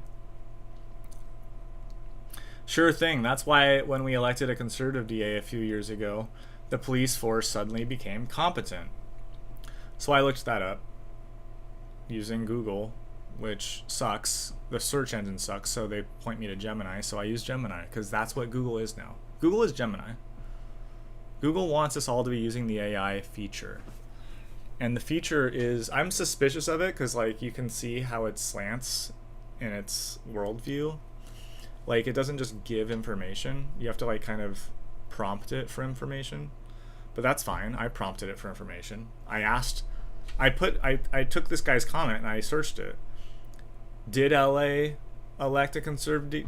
elect a conservative district attorney a few years ago? And what has been the effect on the police? I asked that. And this is what Gemini said. Because Nathan Hochman, took office at the end of 2024, long-term peer-reviewed data isolating his specific impact is still materializing. However, the immediate political and psychological shift was pronounced. Voters overwhelmingly backed Hochman because crime, specifically high visible retail theft, those smash and grabs, and a perception of rising lawlessness surged in public anxiety during the pandemic and post-pandemic years. So the baseline, under his progressive predecessor, certain violent crimes like homicides spiked early in the term before beginning to dip toward the end of 23 and 24. The early Hochman shift. Upon taking office, Hochman immediately reversed Gascon's blanket bans on filing sentencing enhancements, such as extra time for gang affiliation or using a gun. Criminologists note that while a DA's policies can change prosecution rates overnight,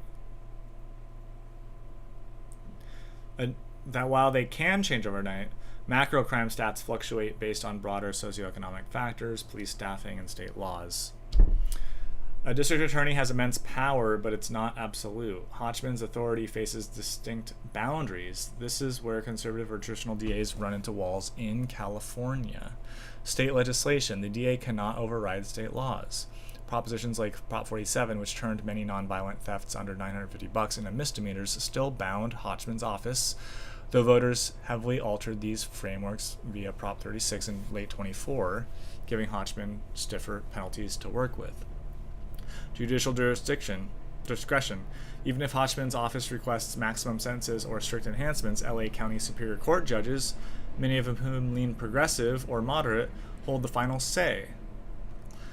The Board of Supervisors. The DA relies entirely on the LA County Board of Supervisors for budget allocations. A progressive board can constrain the DA's office financially.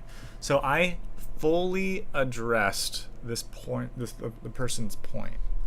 They said, so I said, I think I was right to say this. It's because politicians tie the hands of the police.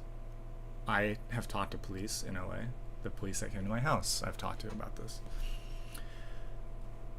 The DA and sheriff are elected and are part of the Democratic agenda to allow all this. I was wrong there because Hochman is not part of this Democratic agenda. He is tough on crime, so I forgot about him. But the DA is obviously part of the overall picture of how crime is dealt with.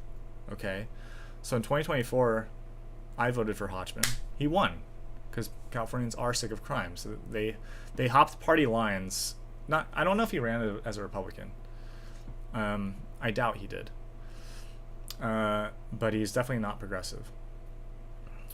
But like my point, the overall point I was making is that it's not the lazy cops on the street that we have. It's not on them that we have rampant crime insofar as we do have rampant crime.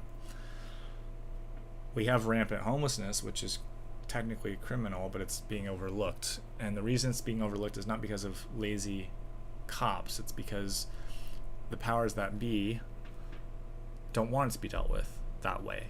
So that's what we're trying to talk about here. That's the point. And I might have been a little messy in how I characterized that, but I think I was making my point. And so I was using this. So they say, sure, that's why when we elected a conservative DA, the police suddenly became competent. Well, no, because it's been 2 years. There's no long-term data back yet, but his hands have been tied still by the state legislature, even though that's loosening, by judicial discretion, and by the Board of Supervisors. None of that has anything to do with the continued incompetence and laziness of the LAPD, but judging by the fact you use AI to do your thinking, it seems like you are a poor judge of competence. Again,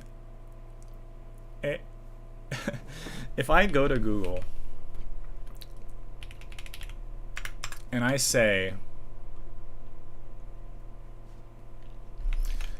can you do my thinking for me? No. I cannot replace your mind. Obviously. Obviously. Like, I have to type something in, okay? I am following a train of thought. And if the train of thought requires references, I could Google those references. Like, if I say, who is the DA of LA? It'll say Hotchman, right? So this is an AI overview. Is this doing my thinking for me? Like, am I not getting credit because I couldn't just close my eyes and remember who I voted for in 24? And therefore, because I like typed it into the computer, that I'm not thinking? Is that what like people think that AI is?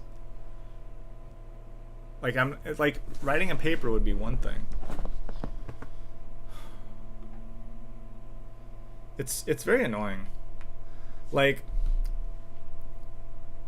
this is where Google's at. Like, I just typed in something that we've all Googled forever, right? For 20 years I've just said that into Google, and this top half would be not be there. So then it would be like, okay, da.lacounty.gov, Nathan J. Hotchman was sworn in. Okay, so this counts as me doing my own research, Googling something. If I read this right here, then I'm Googling something. But if I read this here, then I'm letting AI think for me. These are the same thing. This is referencing, this link is this.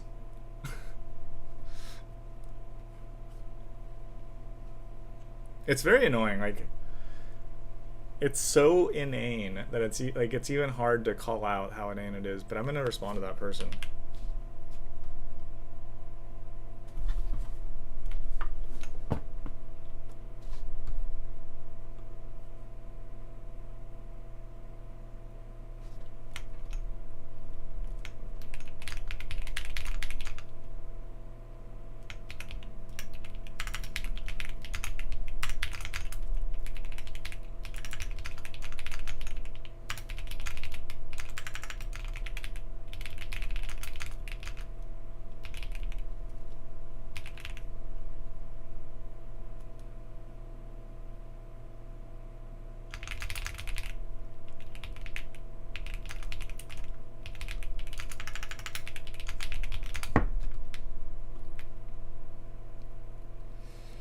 Okay, am I not thinking now how to spell constraints because I'm using a spell checker, and you guys can hear how I type.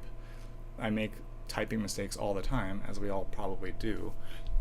This is a tool. It's called spell check, and it shows me the word that I want so that I don't have to go here and think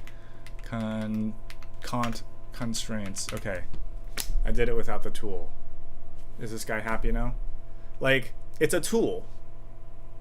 It's a fucking tool. Oh, you painted that wall with a brush? What, you couldn't use your own fucking hands? Lazy. Like, it's so annoying the way people are with AI. AI is a tool. It will quickly look up with all the links that you want to use. It will sift through them like that. Okay? And you can tailor what you're looking for by talking to it. That's how it works. It's not thinking for you. It can write a paper for you if you say, hey, can you write me a paper, 2 pages on this topic? It'll do that. It's not thinking for you.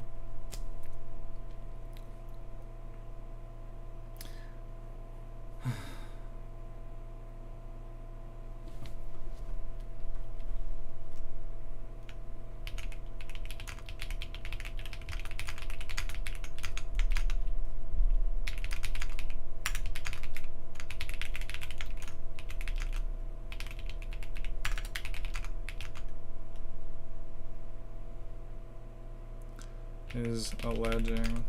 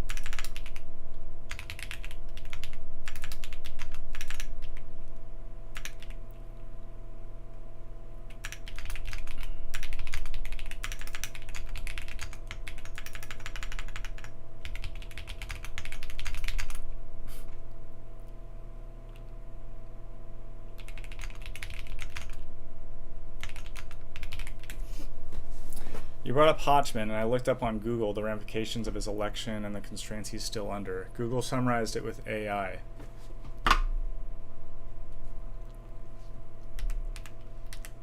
Which sifted through many websites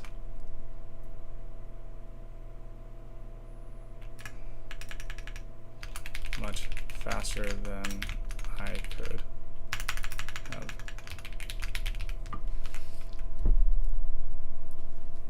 I still had to do the thinking, the prompting, and thinking, and synthesizing. Key step there. This Redditor is alleging that crime is a result of bad policing, and I'm asserting that it's a deeper political motivation. AI is a...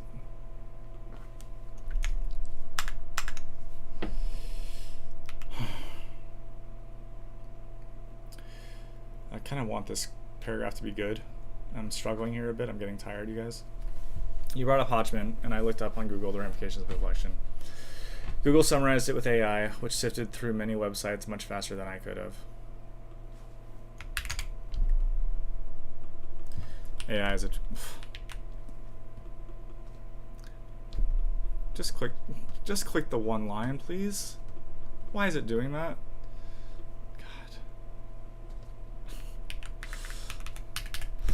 God.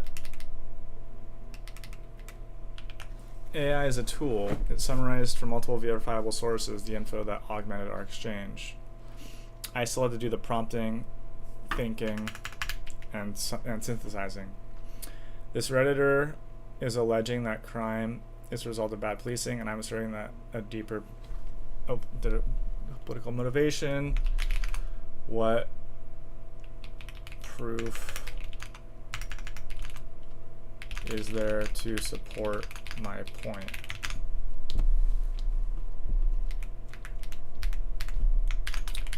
I provided it. Sorry, I didn't have them.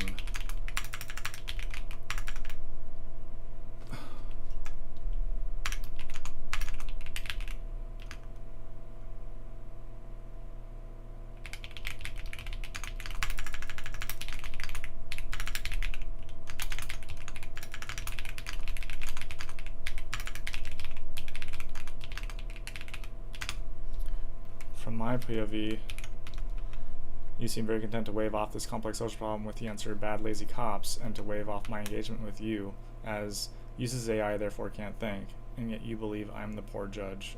Okay, bro.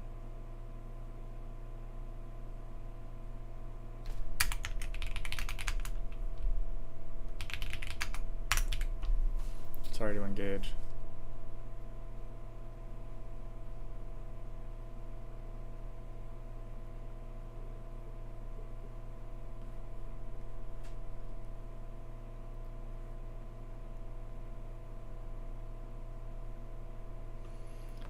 Condensed.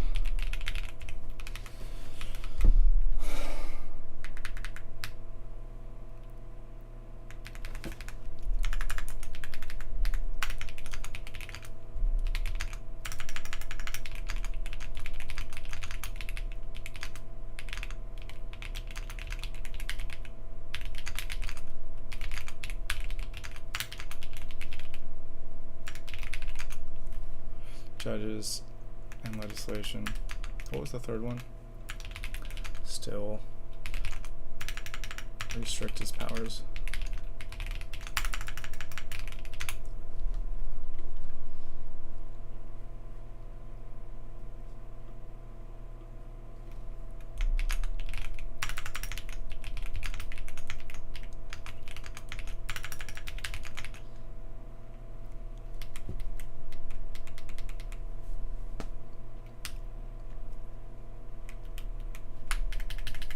Prompting, comprehending, and synthesizing.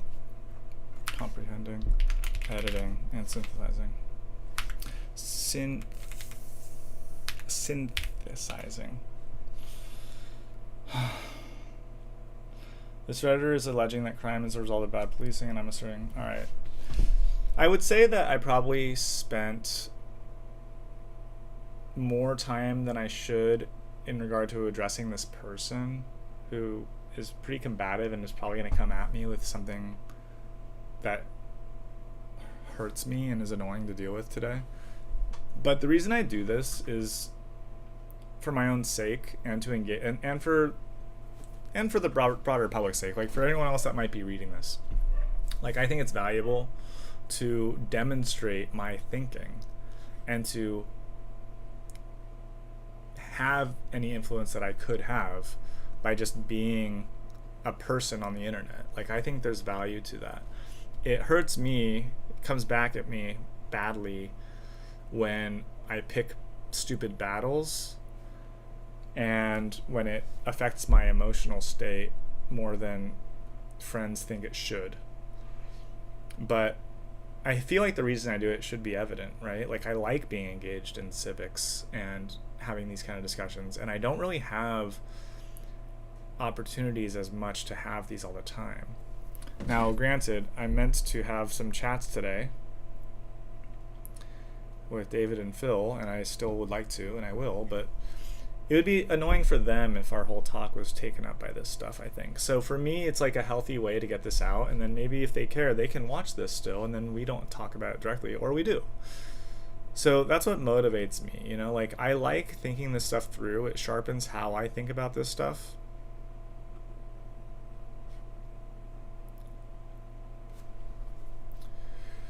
Okay, we're almost done.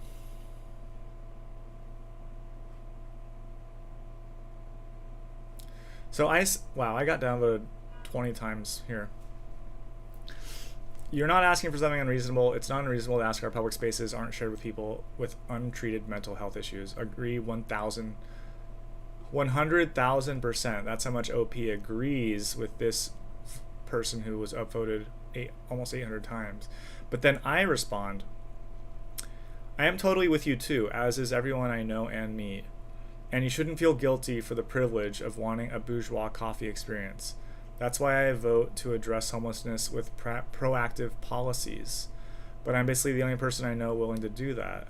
We'll never get the policies we need with the Dems and their massive support for the homeless industrial complex, and yet everyone keeps voting for that.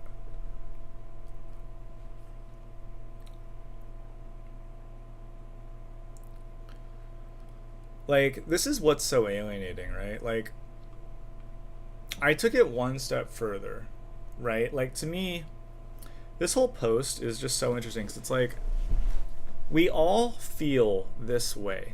We're all annoyed by this phenomenon that happens every day, all of the time. And this person is being overly sensitive about their mild suffering within this, right? And so Kurd Fet Kit is like, you're not being unreasonable. Like, these are our public, this is our city. Like, we should be able to enjoy it. And our politicians the government politicians are failing at taking care of our city. 800 upvotes. I took it one step further. Which government, which politicians are failing exactly? How are they failing? Can we wonder that? Apparently not. 20 downvotes. So a response to me. How's blaming the Dems going for us? The reps control the House and the Senate and the executive and the judiciary, so why do we still have the homeless people, and why is gas more expensive? This person is truly out to lunch. Everything they named was federal. We're talking about state, city and state.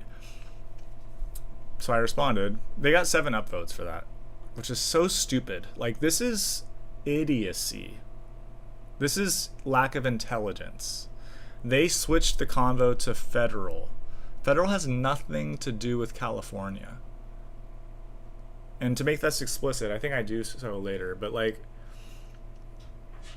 California is a sanctuary city, despite Trump's ICE policies. It's a abortion sanctuary city, despite the Supreme Court kind of ending the federal protections. It's legalized cannabis, so it's... My dog wants in. 1 second.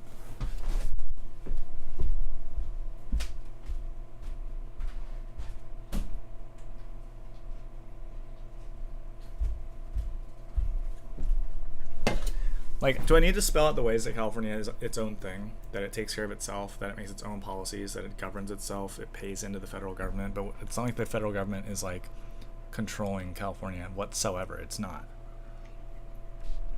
I'm thinking locally. This city and state have been run by a corrupt Democratic Party for a long time. Federal law doesn't seem to apply much here, as evidenced by cannabis, abortion, immigration, etc. So yeah, more Californians should blame the Democrats. I'm an independent personally and not MAGA. I just want fresh ideas and new blood. Downvoted 3 times. I say 3 when it says -2 because it's like, it starts at 1, so 1 goes to 0, -1, -2. I just don't know what Republicans would do differently. I'm sure they wouldn't throw so much money at the problem, but those people need to go somewhere. Most of their stuff is about personal responsibility, but clearly the homeless people's families gave up on them too. It's not one or the other. Like, Spencer Pratt is not Republican. I mean, I think he might be Republican only because of gun control. Like, he has a gun, so Republicans are the party of guns in California. But he's a normal guy. He's a Californian. He's not a Republican. He's like, people conflate. This is an intellect IQ issue. People that conflate federal and state politics together are not thinking hard enough. They're not following the plot. People that conflate, like, oh, if he's a white guy running against Karen Bass in LA, he must be MAGA. Why? That's like failing an SAT, if this then that, like in an analogy. There's no, it's like a math problem. There's no proof. If Bill is wearing a red tie and Gary is wearing a blue tie, what color tie is Bob wearing? You can't know. You're not given enough information. But plenty of people will be like, oh no, there's only 2 colors, so therefore it's going one. You said red, then blue, so it's red again. Like, people will make up logic and think that they're like making some slam dunk point. You're not getting the answer on the test right because you don't know how to think about it. Like, I laid it out pretty clearly. Like, to me, like, maybe like I would like dock myself some cred in this thread here by like making it a little bit political and less kumbaya. But to me, like, I'm tired of this vague language of like, let's just keep voting liberal or Democratic because we just identify with it, and then be upset when nothing changes. And I'm like, well, you could also not keep doing that because that's why we're here, actually. And people are mad at me for saying that, and maybe it was like kind of like a party foul. But to me, it's like, well, let's get to it, you know? So this person's like, what would Republicans do differently? So I linked this book, which is great, and I actually should probably reread it. All right, so San Francisco.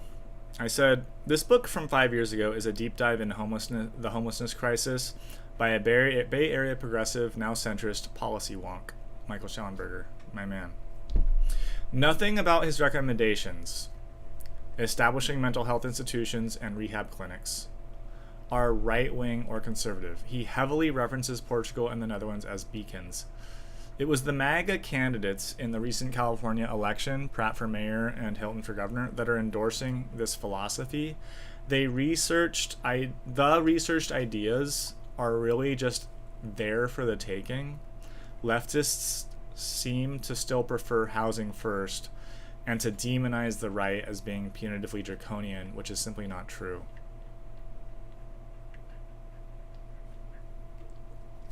Oh, they're reading it.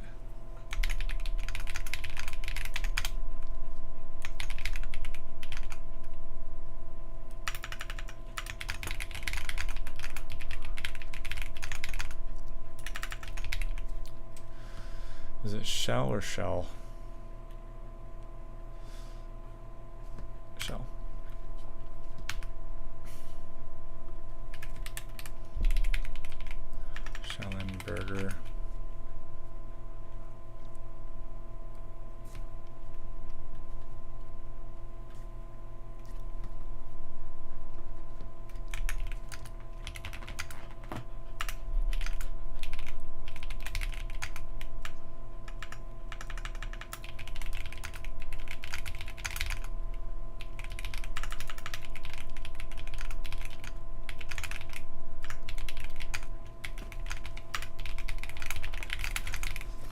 Hey, stop, Covey. Covey. Hey, sweet dog. Covey. Covey. Hey. Hey. It's 4:30, Covey. Chill out. You eat at 5. Chill out, Coves. It's pretty damning. Man, Keith. Coming from the regressive line.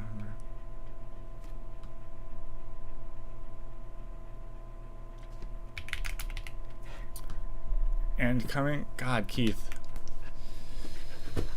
Happy to hear that. Yeah, I thought it was fascinating. And from Schellenberger's relative coming from the progressive left in Berkeley, his analysis is pretty damning. I wish Democrats would get behind this guy.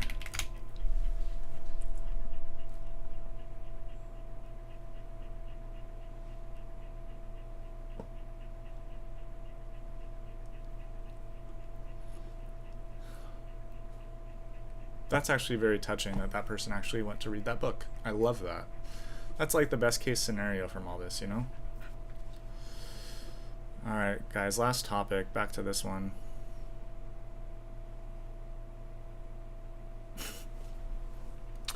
Oh man, I'm like a little nervous to go into this after that win over there with Schellenberger's book. Covey, what's up? What's up, Covey? I'm here, Covey. I'm here, Covey. Hi. You want to hold my hand? Covey.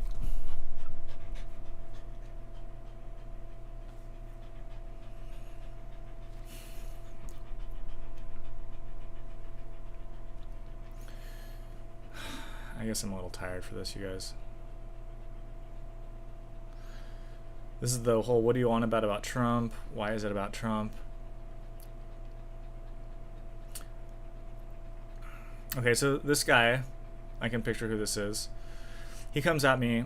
He's like, you're against Islam. That's identity politics and un-American. I said, I respectfully disagree. I'm not against a people or identity, but a set of ideas that seem totalitarian, fascistic, and antithetical to Western liberalism. I am against the far right, which is what Islamism is. Islamism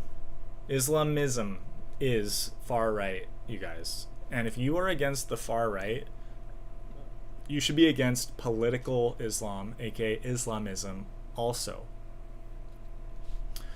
Roy Lenigan.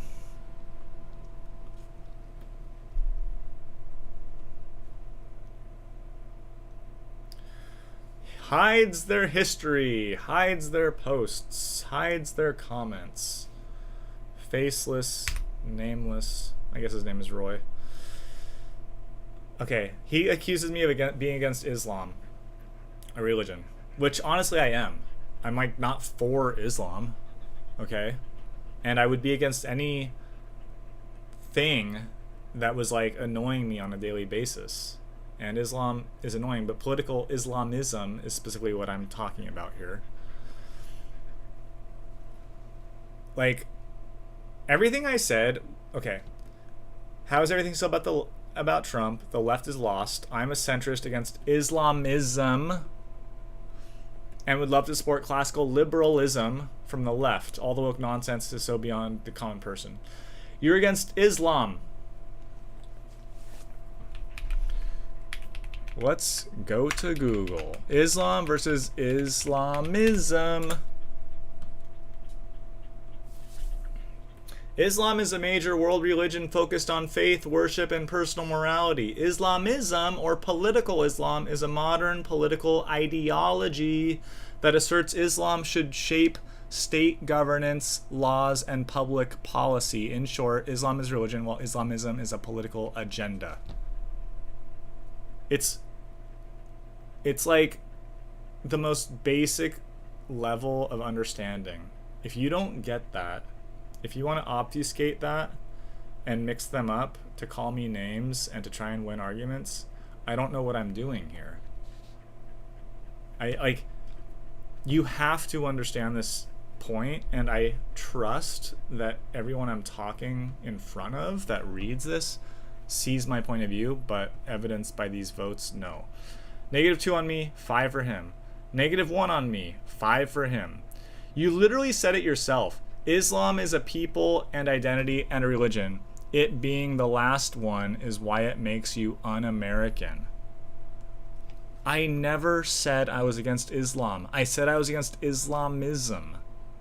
This is what really scares me, because what I'm suspecting, and I'm getting paranoid obviously, is that this guy is going out to run defense for Islamists, to make me feel bad, to call me names, to call me un-American, call people racist, to call people bigots, all to subvert and infiltrate American politics. And this is what really fucking freaks me out about the far left. Like, the fact that the far left is in bed with jihad is so cucked and fucking stupid and self-destructive. It's pathetic. It's awful. You know they're not on your side. They're not on your side, you guys. And he gets all of his friends to downvote me. I am a centrist against Islamism. You literally said it yourself. Islam. Do you see this? Like, this is like the most obvious, basic rhetorical game, switching these words. I said Islamism. You said yourself, Islam is not, Islam is this. Like, I'm not saying Islam, I'm saying Islamism. Learn to fucking listen. Like, is he being stupid on purpose? Like, what do you guys think is happening there? Is he just being dense on, like, is he, like, trying to slander me for... What's going on here, you guys? Like, what is happening here?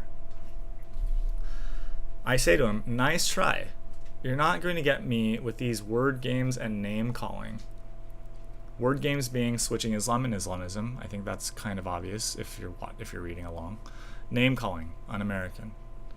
Islamism is a known and established political philosophy distinct from being casually Muslim, and more Americans are already standing up against it, since Islamism is absolutely un-American. But if you want to conflate the two, fine. Let's acknowledge the holy war between the Muslim world and the West. I know which side I'm on. Downvoted. In a centrist subreddit, I am downvoted for knowing which side I stand on between the Muslim world and the West. Think about that for a second. Like, what is happening in online spaces for that to be the case? And like, you wonder, like, people wonder, like, what's up with this alt-right pipeline of young men? Why is everyone going to the right? Like, do you know how fucking hard I'm trying to not be right-wing? Okay? I have to deal with this shit. I'm being centrist, and I'm feeling terrible about it, because even this is being taken over by assholes. And it's annoying. You not understanding, this guy, dude, you not understanding the meaning of words is not the same as me playing word games, LOL. Muslims are Islamic. That is how words work. You're trying to weasel your way out of your own bigotry. Islamist is different than Islamic. Downvoted. If you're against Islamist, you must be against Christians and government. Both are totalitarian and dangerous when it comes to extremists, so why aren't you voicing out against Christians? This is like the ultimate whataboutism, because we're talking about El Said. Fucking idiot.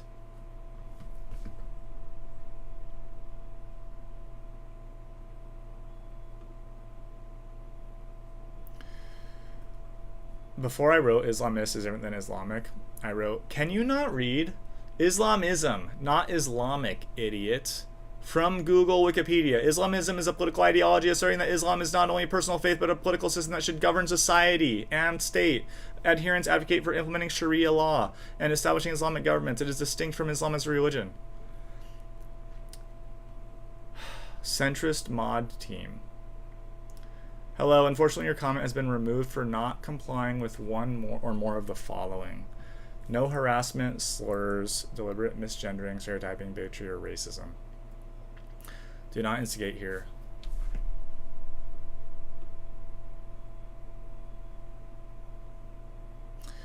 How do I like...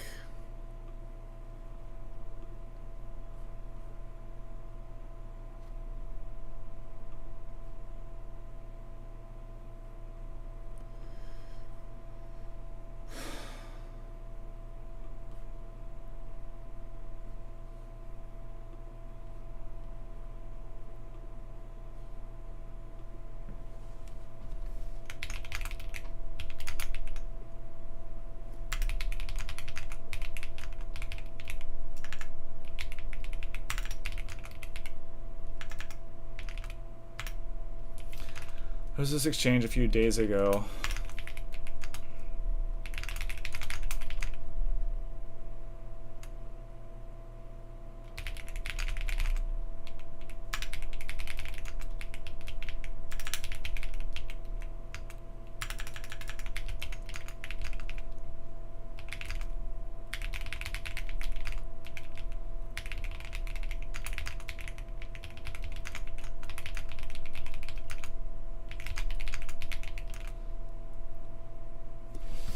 Post has been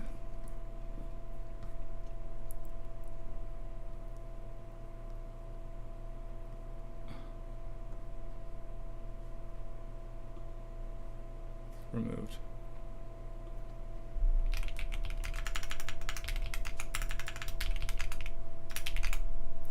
My comment or violating a rule, I guess. Did you happen to take a look at the context? I would love if you did.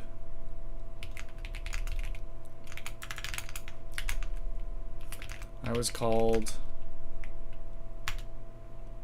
a bigot and un-American multiple times before.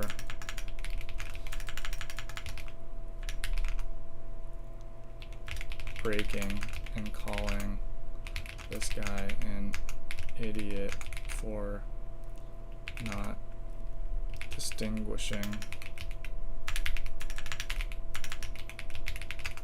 between Islam/Islamic and Islamism/Islamist.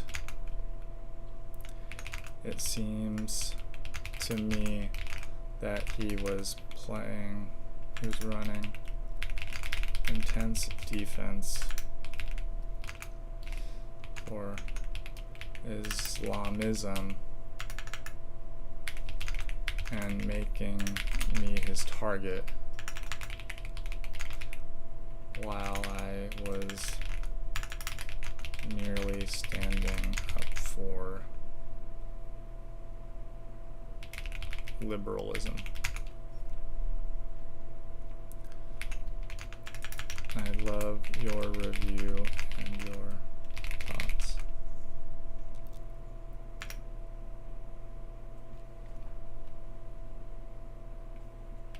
Thanks. I mean, do you know what I'm saying here? Like, who was doing the harassing here? You know what I mean? Like what is harassment? Like, maybe this came off as like rude, the way I was like, huh? Like, what?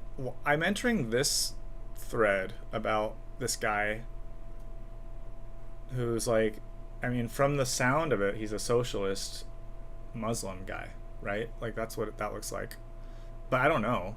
That's just what that headline sounds like. So I click into it, and the first thing tells me nothing new about him. It's all about Trump. So I'm like, what is going on? Why is this the topic? And I'm just like, look, if he's a secular guy who just happens to have a Arabic name, like that's chill. That's fine, you know? Like I'm just here to find that out. You know, I'm worried about Islamism, so I have a natural curiosity here, as I think does everybody in America. Like, it's not that we like this is what's so awful. Like, and with Obama, sure, there was probably racism and like some like idiocy of like, oh, you're from Kenya, you're a Muslim. That was stupid. I didn't do any of that. That's for sure. Because like everything he said was American and liberal. There was no reason to be suspicious of Barack Obama because he didn't give us any reason to be suspicious, which is what I liked about him. He was like very on the level liberal. And I like that. And I'm iterating that here. I'm stating it clearly that these are what my preferences are. I'm just a dude in a centrist subreddit. And suddenly I'm engaged in this because this guy came out saying, you're against Islam. That's identity politics and un-American.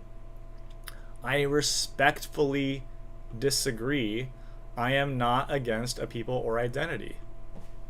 Like, I don't know how more civil I could have been there, you know what I mean? So I hope these mods like review it and see that. Like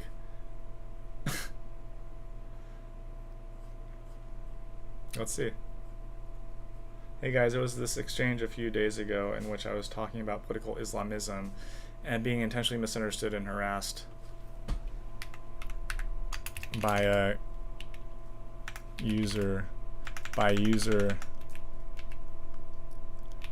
Roy Lanigan.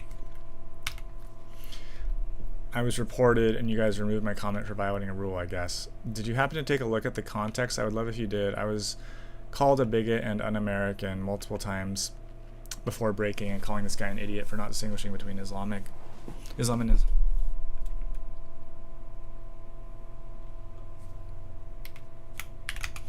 I provided the definition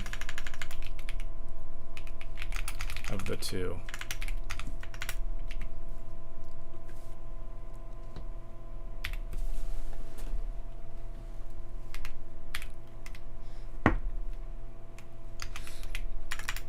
Which is what he requested to be removed.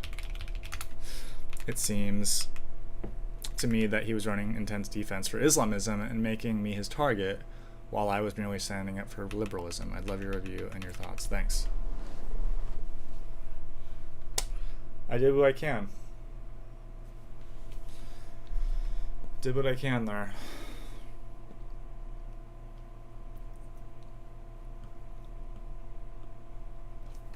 It's frustrating for me, you know?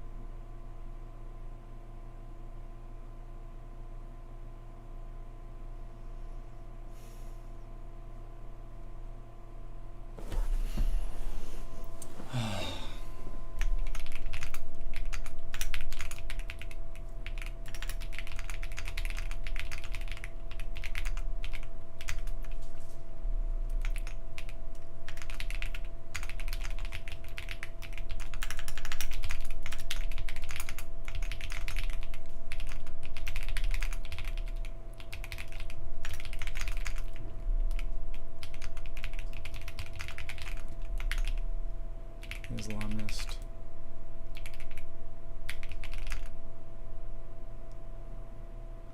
policies infiltrating the states. I'm not accusing El Said or anyone else for doing that. I literally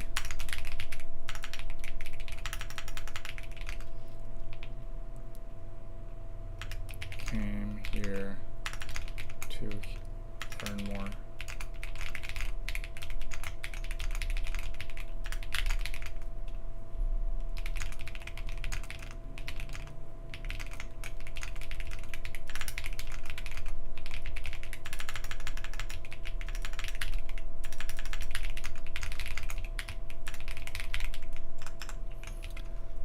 if a Christian conservative won an election, I also think it would be totally fair to wonder in this subreddit if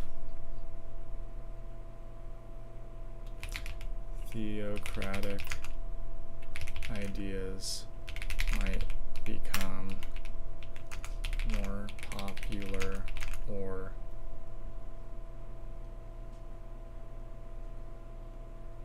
codified in law.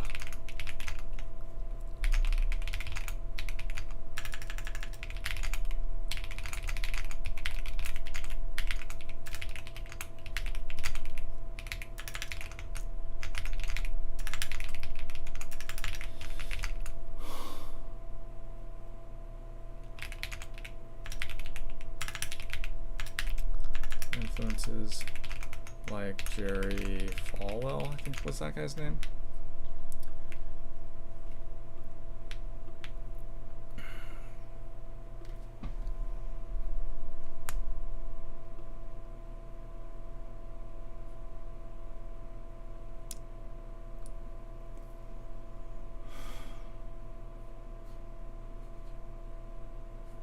Sayed.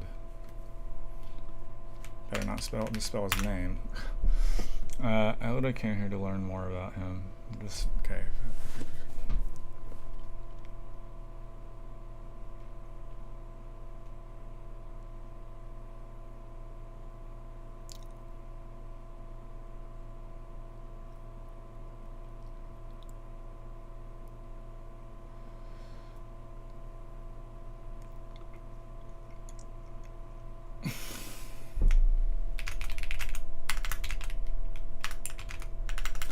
I think we're on the same page here. I would be worried about any theocratic encroachment from any religious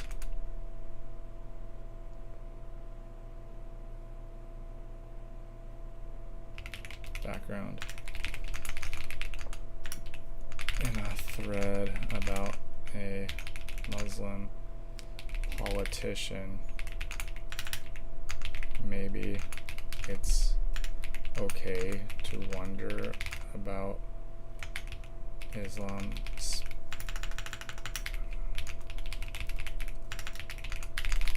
case, question mark. Like, I don't want to be aggressive here, you guys. I'm trying to frame this politely.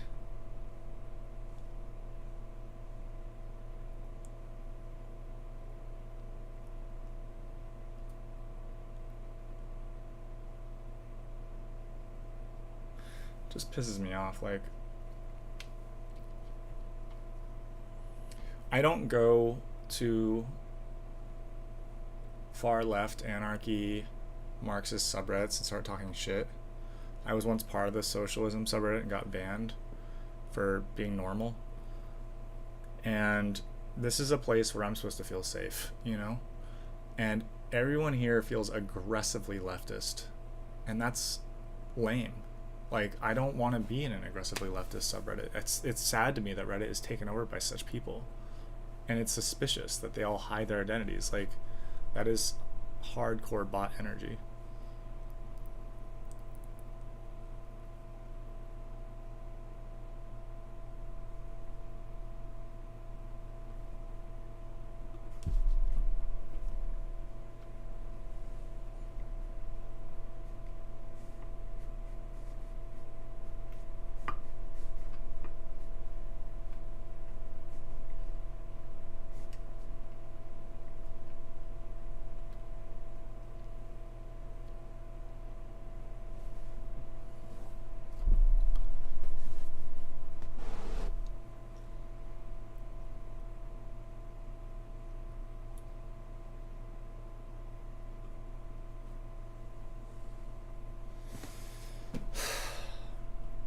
Tiring, right? Like, I get why so many of you guys like think like,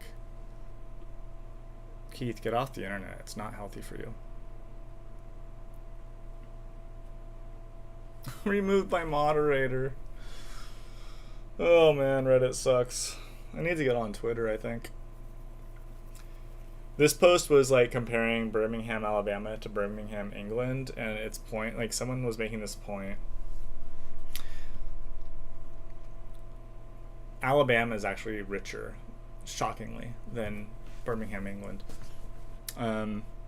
But this person was like, the poor people in Birmingham, England have universal health care, more worker protections, and a more robust social safety net compared to Birmingham, Alabama.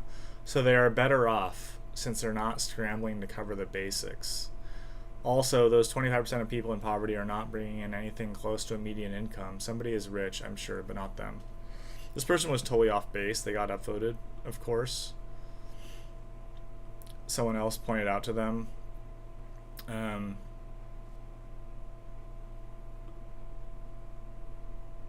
that this is actually median, not average. But in any case, I said just because U.S. healthcare isn't universal doesn't mean that poor people have no healthcare. Medicaid is a thing. It covers dozens of millions of people. EBT food stamps are also very popular. The USA has a lot of government social programs. Luckily, I had one to vote. Alabama is not an Obamacare expansion state, so it covers only a subset of poor people by default: pregnant women, children, people with disabilities. My only point with this one, this is not a big deal, but like, you know, I used to be a universal healthcare guy, and I still kind of am, but like, it's not really the hill I want to die on now, because like, Canada and France and the UK, these places that have universal healthcare, people complain about it all the time. Like, it's very long waiting lines. It's like subpar service. You have to wait a year to have a surgery, you know? Like, it's totally true that the US is like totally full of problems in this area, and that the medications are too expensive and all this, for sure. But like, we have a social safety net. We pay into Social Security for the elderly, for retirement. We pay into Medicare for the elderly. So if you're older than 65, you have universal health care. If you're poor, you have state-sponsored health care. That's what Medicaid is. Medi-Cal exists in California. Like, I'm on that, to be honest. I don't make much money. I'm on free state healthcare. I know it's real because I'm on it. So you're only talking about people aged 18 to 65 who have to pay a premium if they want healthcare. They have to pay like $400 to $800 or whatever, usually through their work, which also pays into it, so it's cut a bit. So you're complaining that those people have to sign up and pay for their own healthcare. And that's a valid complaint, and I'm kind of with you. But the thing is that the quality of healthcare they get by paying that much is vastly superior to what people in the UK and Canada get for free. Now, granted, theirs is free, and you pay this much a month for yours, but you could also be poor and pay nothing, or age into it when you actually need it, and then it will be free. So I think it's a little overstated, this whole thing of like, America doesn't provide healthcare. Like, America provides the best healthcare in the world, actually. It just costs money. And it definitely costs more than it should. Like, it's a mess. The insurance companies and the HMOs that whole thing is a fucking mess, for sure. I don't know that much about it. But what I do know sounds awfully stupid and complicated. So I'm with everybody on that point. I feel like this whole thing of like, well, Europe is so much better. Like, I lived in Europe. I didn't have free healthcare just by living in Europe. You have to be a citizen, usually. You have to pay into it for a while to get the benefits. So I had private healthcare in Germany, which was better than the public healthcare in Germany. Why would it not be? Why would it not be, you know? So I just feel like stuff like that is overstated. All right. 2:37. I'm going to stop here, you guys. Thanks for stopping by. Appreciate you guys. Maybe one day I'll get some conversations going.